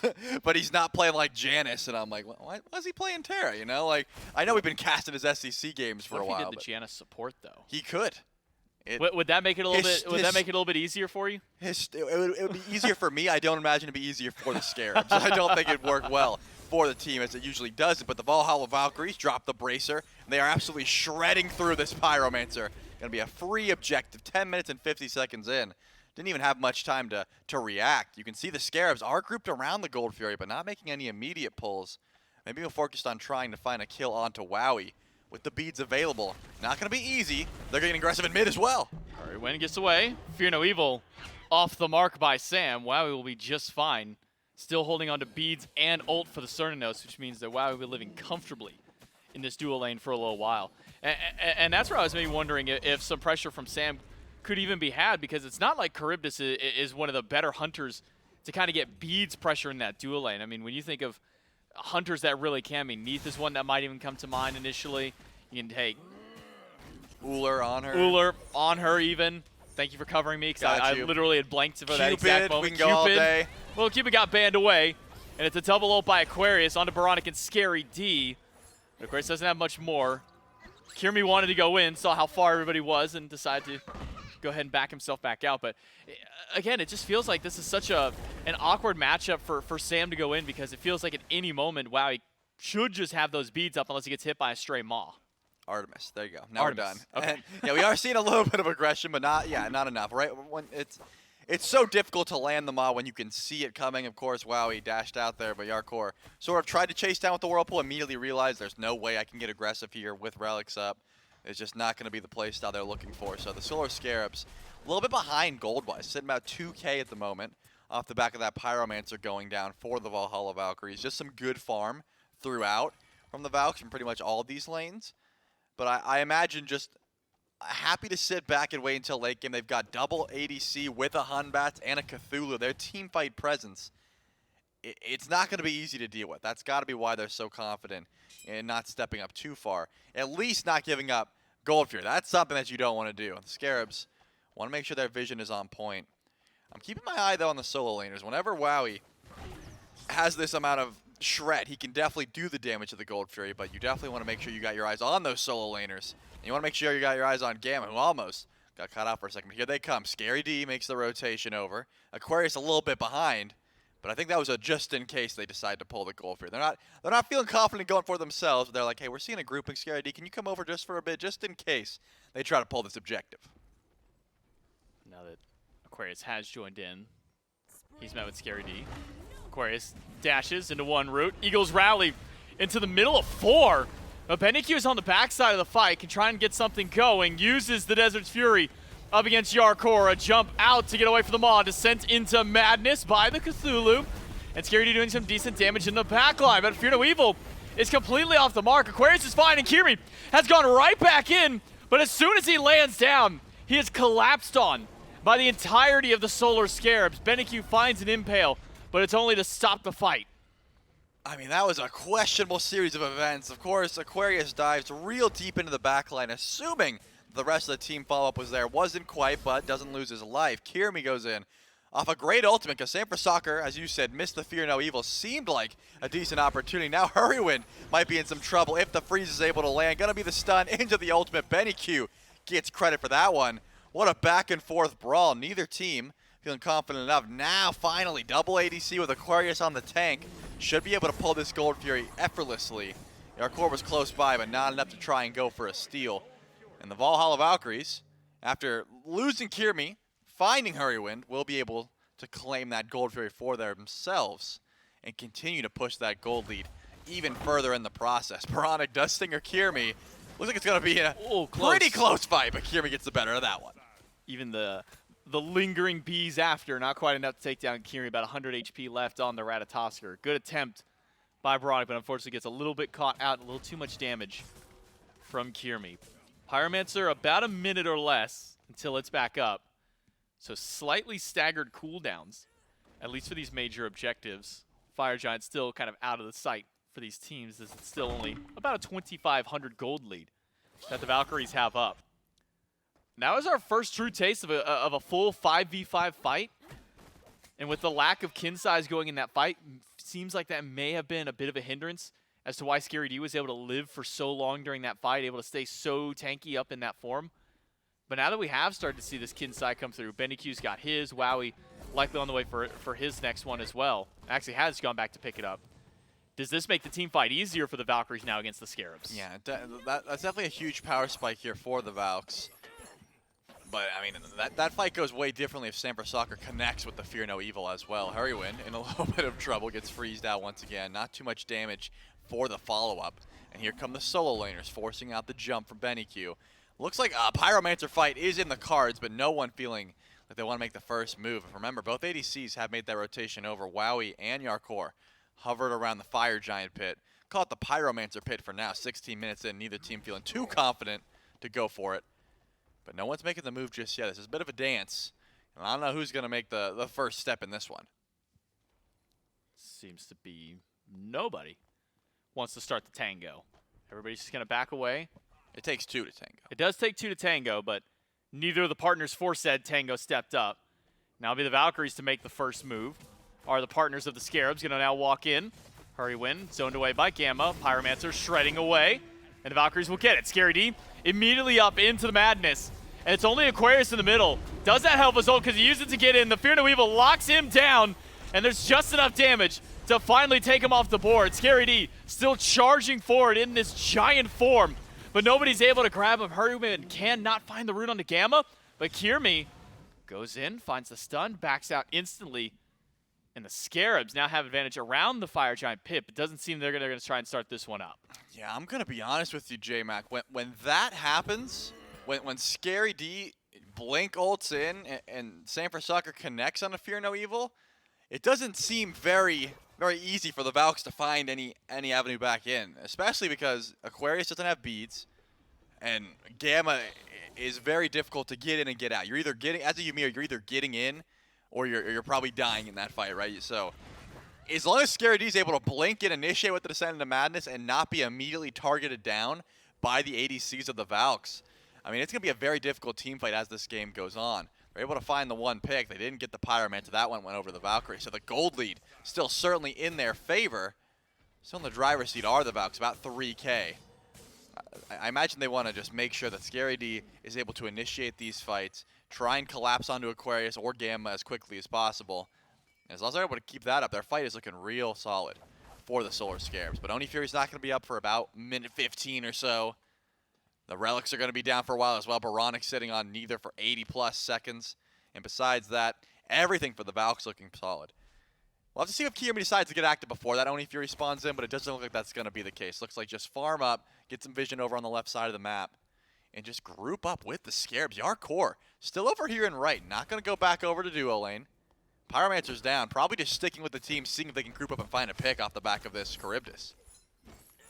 However, Wowie did push that Trebuchet in the left lane and is now grouping back over towards the right, so trying to force some attention to one lane. Wall by Gamma. Gets the Phantom Shell out of Hurrywin. That is down for the next team fight. A perfect bait by the Valhalla Valkyries. Solar Scarabs now with only a regular shell left for Yarkor means they're very susceptible if one of these paths gets cut off by Gamma once again. And regular shell's just lame. It is. Like Phantom Shell, that's a cool shell. But regular shell, it's just like, who invited regular shell? Aquarius is pretty deep here in the team fight, and actually Hurrywin not too focused on the positioning of Aquarius. I was going to say, like, not even running towards that direction.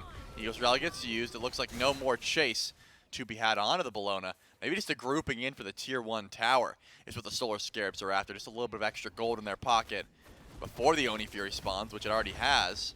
The Valhalla Valkyries, though, sort of split pushing. Kirmi going to grab that tower in mid with the process. No way they're looking to pull a Fire Giant, right? They are grouped around it as the Trebuchet goes in left, and actually looks like they are grouping the Fire Giant. 19 minutes in and behind the Scarabs. Going to make the first ones. Double Hunter, but Hurrywin stunned out. Hurrywin gone before the fight can even break out. Scary D goes up. And how much damage can he do to zone away? Gamma almost gone. Same with Aquarius. The frontliners are so low on the Valkyries. A double knockup by Scary D may have just turned this fight right back on their favor. And Kirmi in the backline cannot find the kill. Jukes out the mob, but doesn't find the damage afterward. 4 of the Solar Scarabs live through. 2 at half, 2 at critical HP.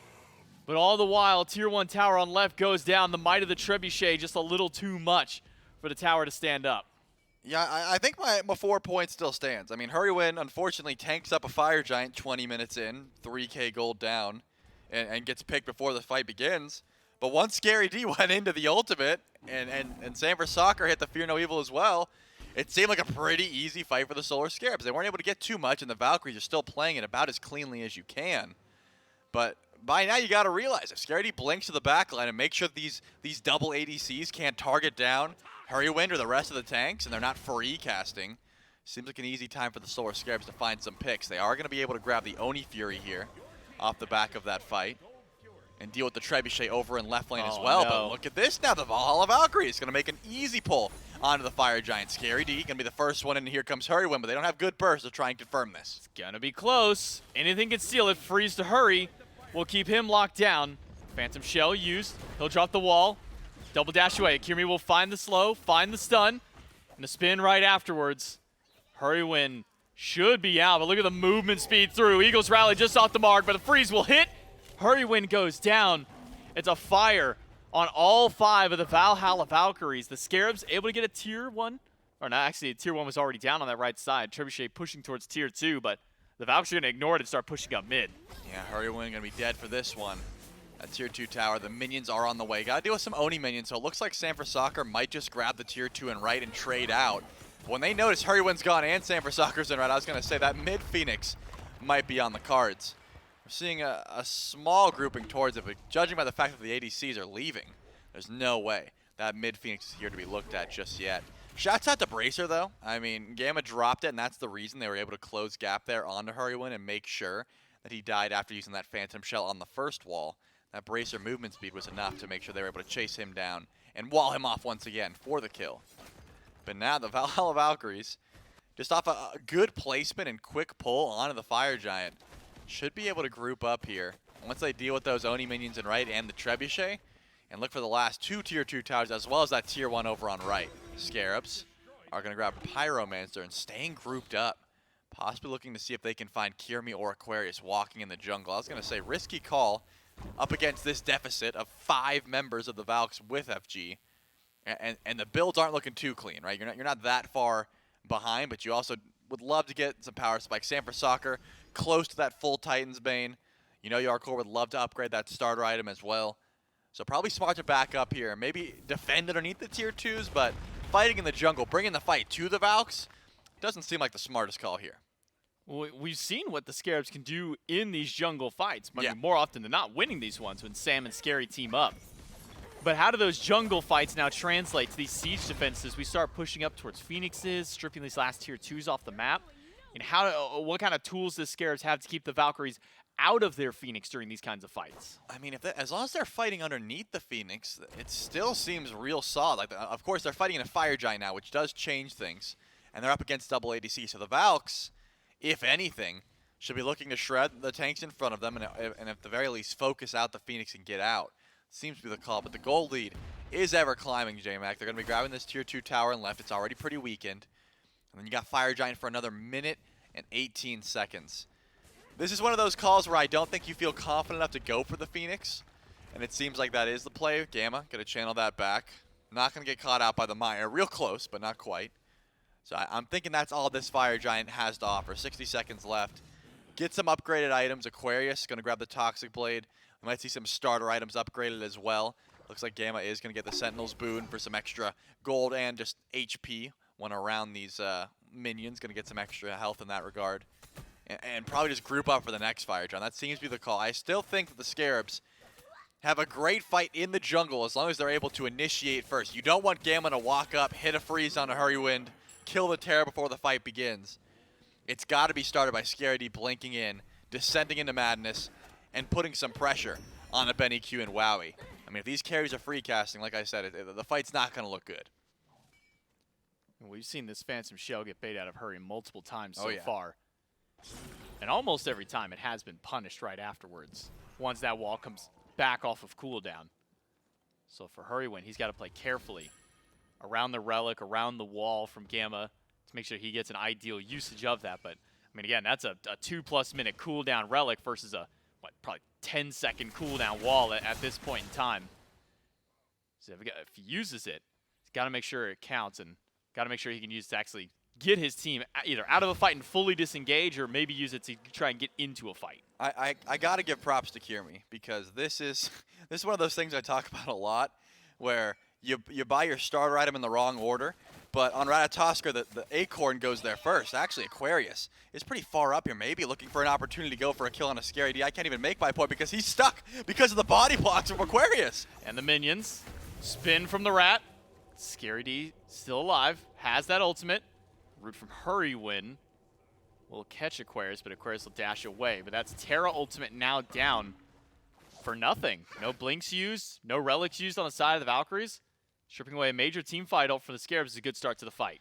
Yeah, I don't hate the call there, because if you lose Scary D, you almost certainly lose this Fire Giant, and then probably one of your Phoenixes after. So Hurrywin just wants to make sure to keep Aquarius alive and make sure Descent into Madness didn't have to be used there. That's a much more valuable team fight tool in this stage of the game towards this Fire Giant. Now Gamma, grouped up, trying to catch out, gets the Phantom Shell baited immediately. Wow. And now you just back up. I mean, one more wall, and you're going to find trouble onto this Terra. It's time for the Scarabs to get active before that wall comes back, and it looks like they're just going to group up in that corridor once again. Gamma knows what he's got to do, and he's going to find it here soon. Aquarius healing back up. Descent to Madness by Scary D. Get some AoE damage onto just the tanks, who have been stuck a little bit. Gamma going to go back in for the freeze on Baronic, but lose his life. BennyQ beats an Aegis. Now used by the Yonher. Scary D unrelenting in the back. Kirmi drops in, though, to try and take care of Aquarius, while the two carries on the back end of the fight have to find their way out. Aquarius and Kirmi still teamed up together. Looping around the back of the Fire Giant is Aquarius. Gets spotted out by Hurrywin. Scary D eats a stun by Kirmi. That will force one away. Benny never got to go back to base, and neither did Aquarius, at least of his own merit. He'll be sent back by Baronic. And now Sam still sticking around the jungle. Blink hit by Kirmi. Wow. And the instant burst on the Rat will send the Hunbats packing. Fire Giant, quarter HP. Now he's Kirmi got no nothing. blink. Means Kirmi doesn't have a chance, and the Fire Giant goes to 4 of the Scarabs. Yeah, but Scary D trying to find Wowie here. Was able to teleport back in with full HP. Doesn't have any more CC to try and chase this down, but here comes Yarkor in the Maw.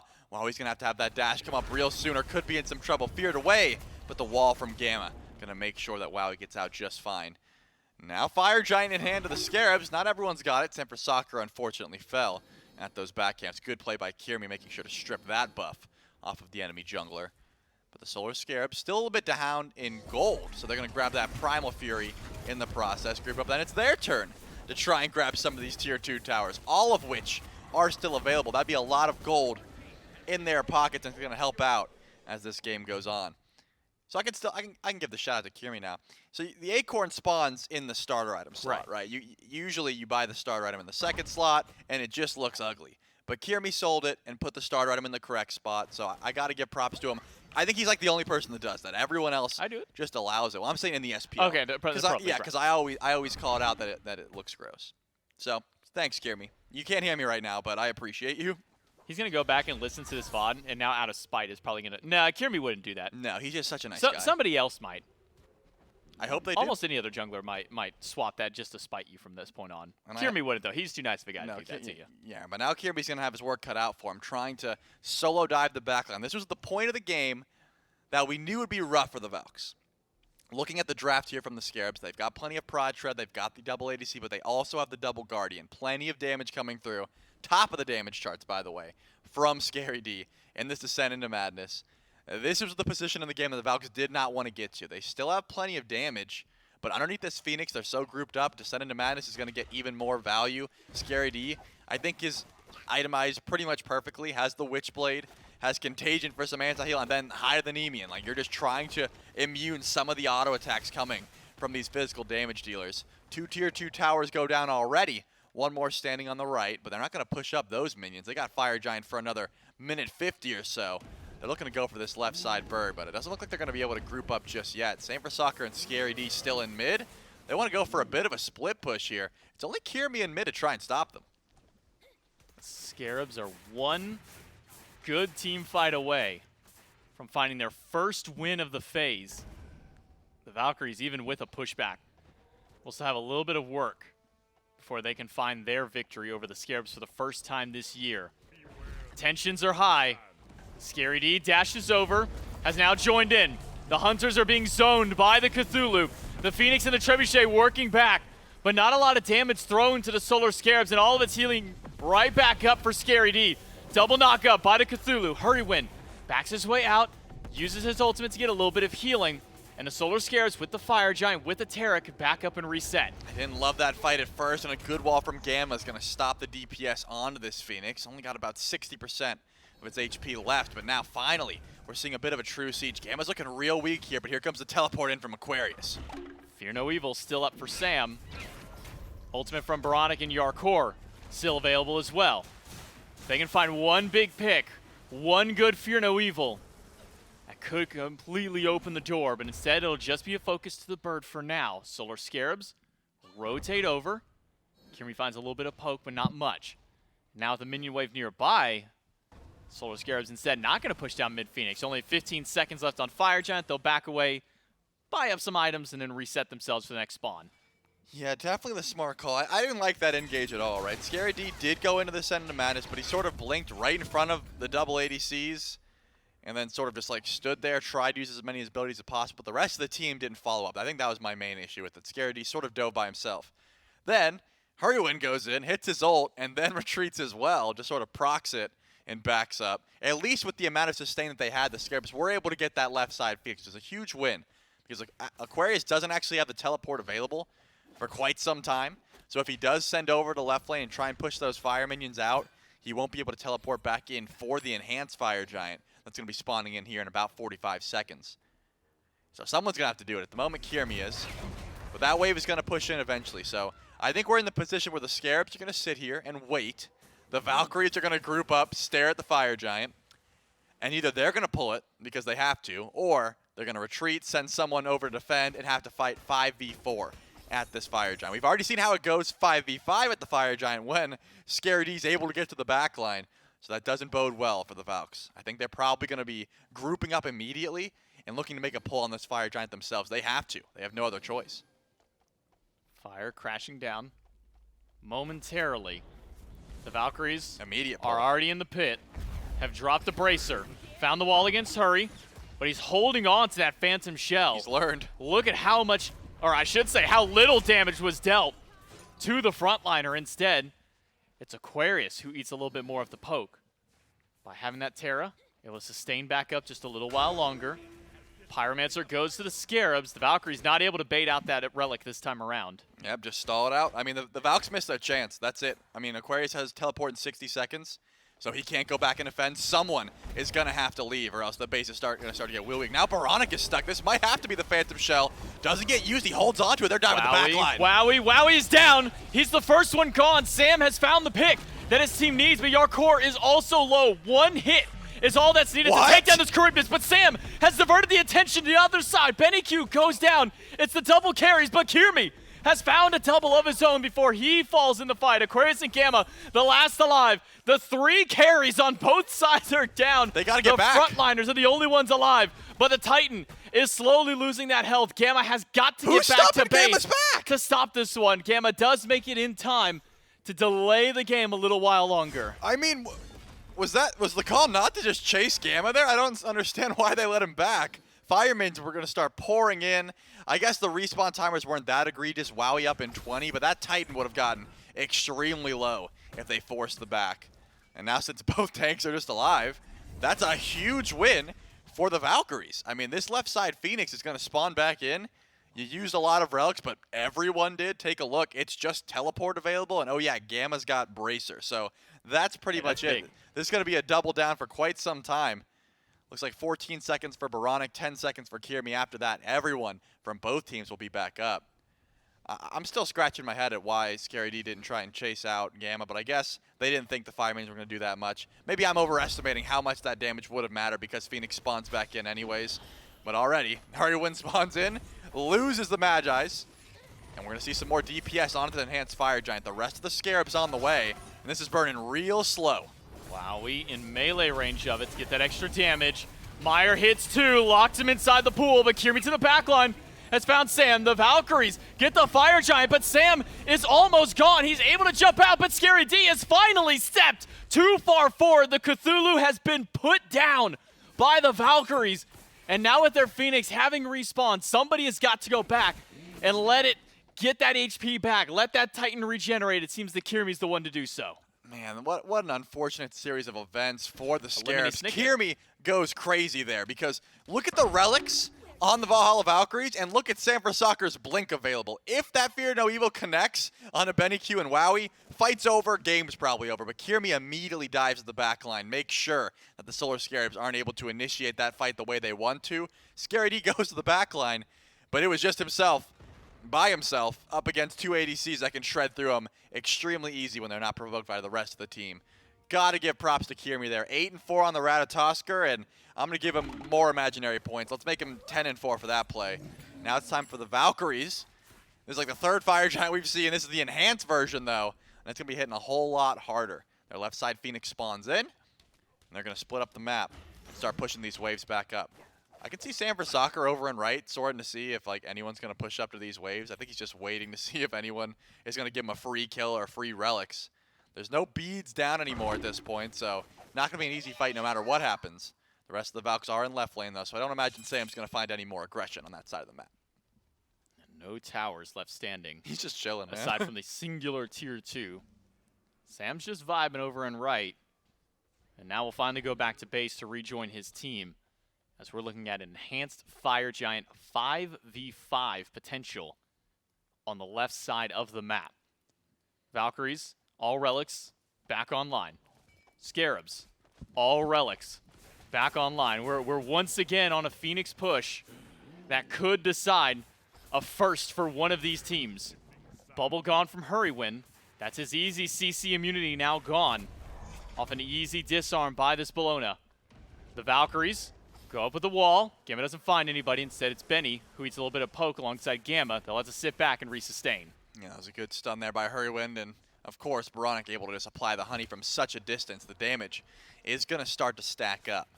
Looks like finally Kirmi is going to go to mid and try and split up a bit of the Solar Scarab's forces. You never like this situation as a Hunbats because, yeah, it's your job as the jungler to go defend the 1v1 in mid, but you don't want to be Fear No Eviling one person in the Ratatosker. You want to make sure you're hitting everyone over in the left lane. So Scary D actually is going to be the one defending up against Kirmi. Finally, a little bit of damage towards this left side Phoenix, but Scary D's not going to be able to defend both Aquarius and Kirmi from this Phoenix. This is enhanced Fire Giant. They don't need minions to be able to shred this one down. So Sam had to join the fight, and now it looks like Gamma is going to march in. Going back and forth is Sam, playing Fear No Evil. Gets beads and Aegis from a few. Gamma is low. Gamma is not gone. One more shot would have done it. So now it's Aquarius who's got to soak up the damage in the back, but he doesn't have enough HP. He is the first one gone, but Kirmi massive in the back line. Finds 3 off of the dunk. Only kills 1 and eats a son of his own. Beads are down. BennyQ finds 1. Kirmi trades out. It's a 2 for 2, but the health is massively in favor of the Valkyries. The left side Phoenix is down, but the Valkyries cannot push into the Titan with still 3 alive on the Scarabs. I mean, that was a terrible fight for the Valkyries, if not for Kirmi destroying the backline of the Solar Scarabs. Now it's going to be a 3v3 with Enhanced Fire Giant, and guess what? Both ADCs are alive. BennyQ and Wowie are going to be able to rip through this Phoenix if they get the chance. Good stun, but no ultimates available. The Scarabs have to try and defend as long as possible. Looks like the Phoenix is going to take about half HP. I'm just looking at Sanford Soccer's ultimate. The second that diamond is up, I think the Scarabs are going to try to find a kill here. Both hunters. BennyQ has Aegis, no beads. Fear No Evil. Should be back up in just a moment for Sam. The monkey toss hits Gamma. That sets it up for a kill onto Benny. For a kill onto Gamma, who's caught out by himself. It's a double kill for Sam for Soccer. 60+ seconds until Benny and Gamma are back on the map. And the Solar Scarabs now have their full force as Scary D respawns himself. Yeah, they've got their full force. But what's the call now? Group up for Enhanced Fire Giant. Then you get your chance at running down once again. 44 seconds without BennyQ. 44 seconds without Gamma. That is going to be a long time. And unless, of course, someone wants to go for the glory play and the Enhanced Fire Giant steal, I don't imagine that would be the play. The rest of the Valkyries are over on the left at the moment. So great defense there. And You know, that's the reason you want so much CDR on this Hun Bats. You can catch people's eye surprise. They assume the ultimate's down, and that's not going to be the play. Scary D is over and left. I'm wondering what Kirmi's call is going up this high, trying to find a pick, maybe onto the Cthulhu, or go for the mid-Phoenix in the process. He's just warding at the moment. Of course, Enhanced Fire Giant goes down. I was just curious as to what Kirmi was doing. Does pass over the ward. There's no way he was going to solo Scary D. Maybe he just was looking to see if anyone would rock up for the red buff at that moment. But now, 40 minutes into the game, Solar Scarabs have Enhanced Fire Giant. They've got to deal with fire minions in left, so it makes sense that they want to push out that lane first. And then they get their chance at trying to go for the Phoenixes. All relics are available except for Wowie's Aegis. That'll be up in about 10 seconds, so shouldn't be any problem there. As we see Kirmi once again just watching. I mean, there's no way he's going to get aggressive onto this Cthulhu, so just hanging out to see if maybe a squishy goes up first. But when you're 41 minutes into the game, you're not making any unnecessary risks. Kirmi just wants to grab the obelisk, get the trebuchet in their favor, and then back up in the meantime. So a solid 3 minutes of attempting to siege these Phoenixes, J-Mac. I feel like we've seen the same dance 3 different times now from both sides. We'll see if they can get it right on this one. 3 minutes left on this Enhanced Fire Giant before we might potentially see another reset, depending on how this fight goes. It's been a battle of the left side birds. The Scarabs found one earlier on. The Valkyries respond back with a good team fight, get a Fire Giant themselves, and take the left Phoenix away from the Scarabs. Now about a minute till it has respawned on the top side, so Fire Minion still in favor of the Valkyries. And 4 players grouped up on the left side for the Valks versus 3 of the Solar Scarabs. Enhanced Fire Giant, double Hunter means Phoenix will go down quick, especially since it's a weakened one. The Scarabs are going to take their time before making this push. Yeah, once again, Sanford Soccer in mid versus Kirmi, but is it going to be the greatest 1v1? I think Kirmi has a great opportunity to try and find a kill, especially with Blink and Beads available, even with that Enhanced Fire Giant. Rest of the Solar Scarabs over on left, maybe waiting to see if they can bait out something, but Gamma has been pretty on point with the walls thus far this game. And also Aquarius making sure those Magi's don't stay up. But Scary D in the back line, Descent to Madness. Aquarius has found 2 of the Hunters, and his health is the one that's looking a lot worse. BennyQ with a Desert's Fury finds some good damage onto Scary D, but he's going to heal up what Aquarius was able to do in damage. Aquarius had to walk back and will now make his way to rejoin his squad. Fear No Evil is up.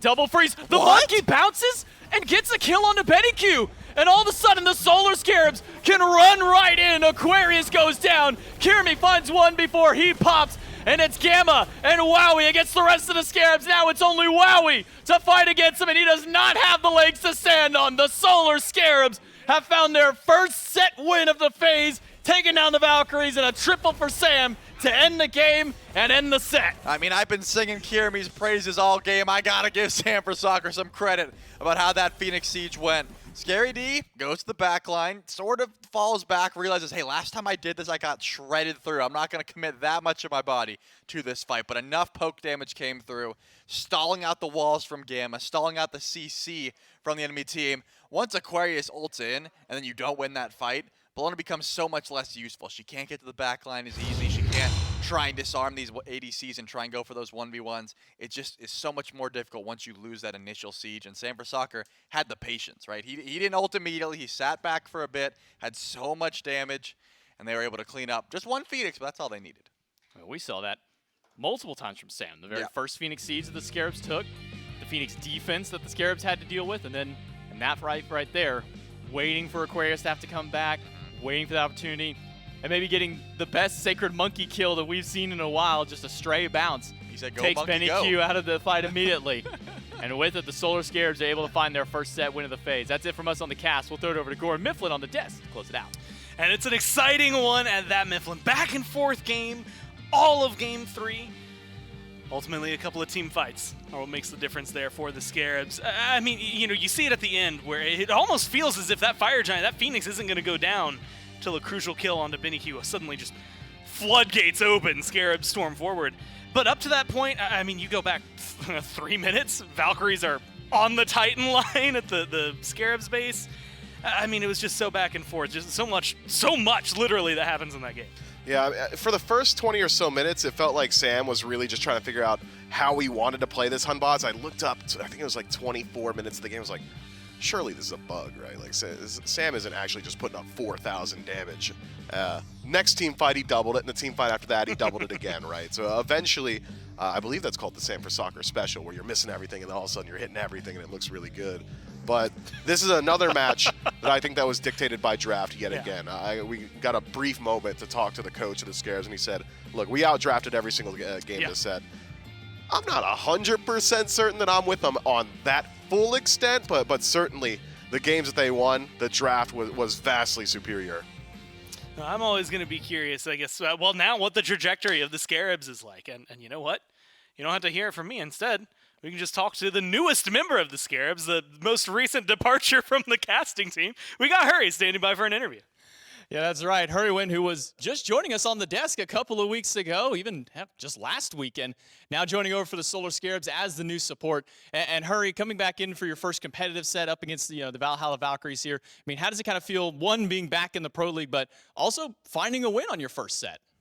It feels really good to be back. I was more than excited to get the opportunity, even though in a lot of people's opinions, I think they saw it more as a sinking ship. For me, it's an opportunity.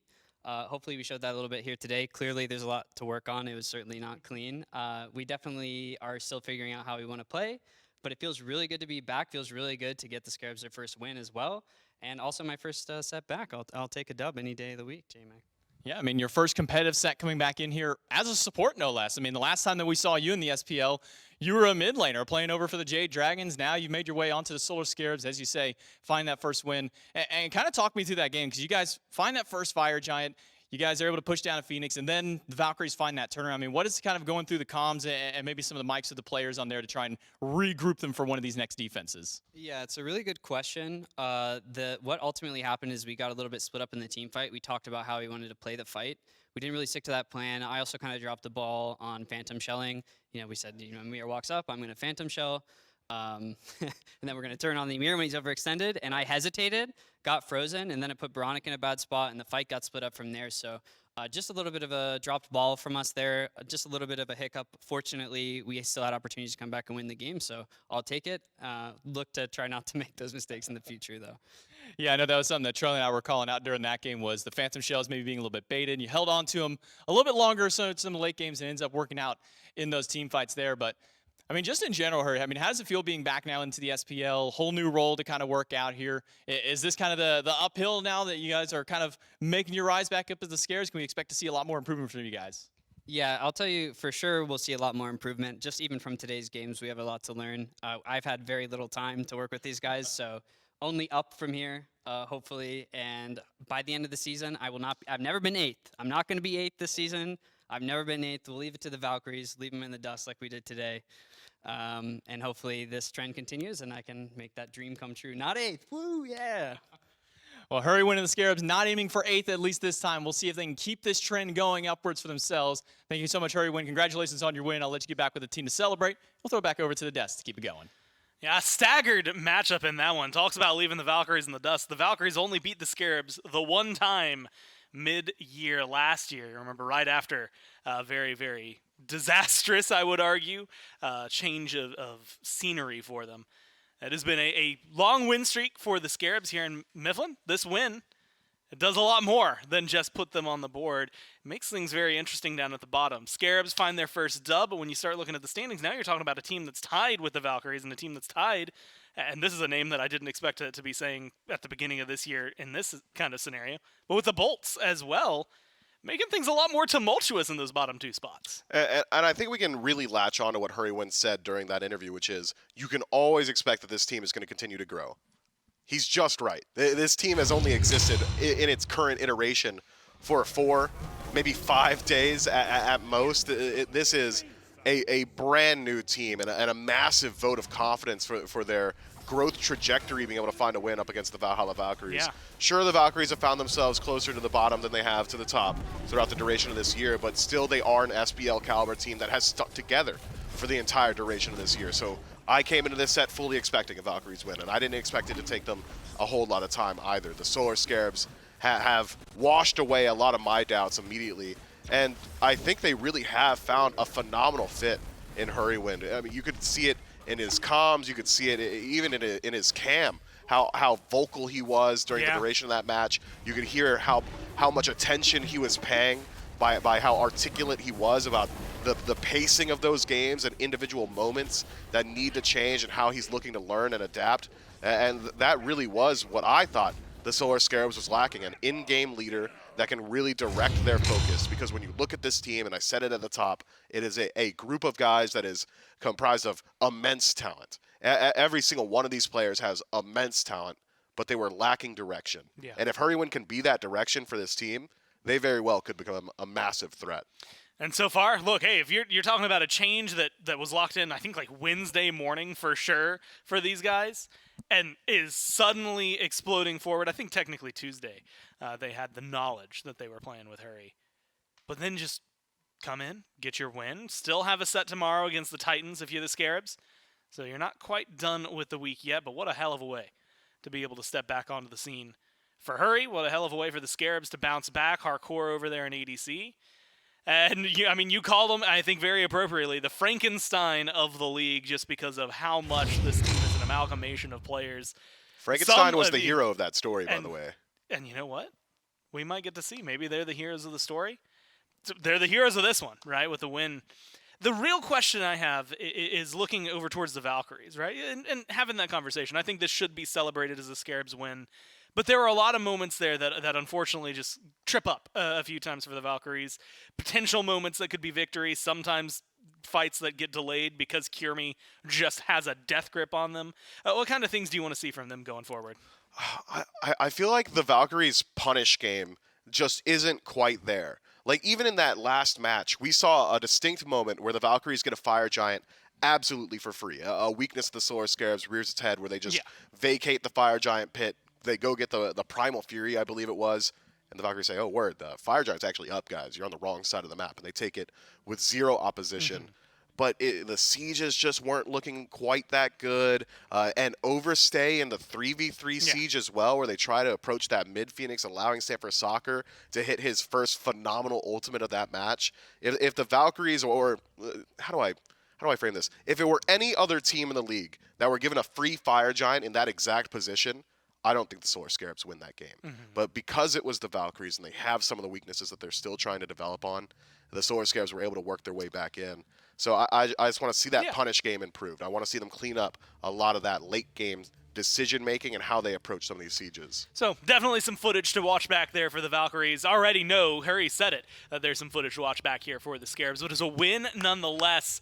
And again, that impacts a lot of fun stuff here as we look at the schedule. A 2-1 victory. We're going to be starting here in a little bit with the Warriors and the Titans. But for now, feel happy if you're a Scarabs fan. It's the first one that they've put on the board. Of course, be excited because you'll be seeing the Scarabs again tomorrow against one of the teams we're about to see just now. The Tartarus Titans, again, as they take on the Warriors, now with Stu playing in the carry role. An interesting conversation, Aurora had brought up that this team, at least while he's been playing with Cyclone, teams he's been on have either won or they lost to the team that won up until the Kings at this last Masters being the ones that broke it. And I believe, and this was one that we'd have to fact check a little bit more, there was a conversation about the fact that most of the time if they got knocked out, it was either in 3 or in 5. Never a 4. And always something interesting. They're 2-3 in the standings, Warriors 4-1. But the biggest thing in my mind because of this set is those bottom 3. Still technically slightly ahead for the Valkyries, 1-5. Scarabs, Bolts having lost to the Valkyries, Valkyries now having lost to the Scarabs. And I believe Scarabs having lost to the Bolts makes all of this kind of fun, tumultuous, somebody else can look at it. Plus, minuses, things like that always coming into the equation as well. But all 1-5, Mifflin, that can change so much at the end of this phase. Yeah, I believe if the Oni Warriors win this one, they leapfrog all the way up either to 1st or 2nd seed. Yeah. Tartarus Titans stuck where they're currently at. If they win, they go to 3-3. So still certainly an important match for the Titans. They don't want to see themselves falling any lower in the standings, especially with Worlds right around the corner. But this is a match that I'm very excited to see as one that has just been interested in the trajectory of the Tartarus Titans, knowing Cyclone Spin's pedigree and what he's brought to every single team that he's played in throughout the last 8, 9, 10 years. Every single team that Cyclone Spin has been on has had a very distinct identity, and I think it's one that he brings as a shot caller, as an in-game leader. That's not to say that the Tartarus Titans don't have players that are capable Yeah. of stepping up to that. Aurora in particular, I think this is going to be a big moment for him where he needs to be that voice for his team. But tough to be put in that position so close to Worlds. It's going to be fun to watch. I think that this is going to be a nice little heat check for him. The Warriors, a very challenging team to try and take on. But we'll have to figure out whether the Titans' new look is going to be great for them or whether that's going to need a little bit of time in the oven. All of that, of course, as they take on the Warriors in just a few minutes. We're going to kick it to a quick break, and then when we get back, it's more SPL.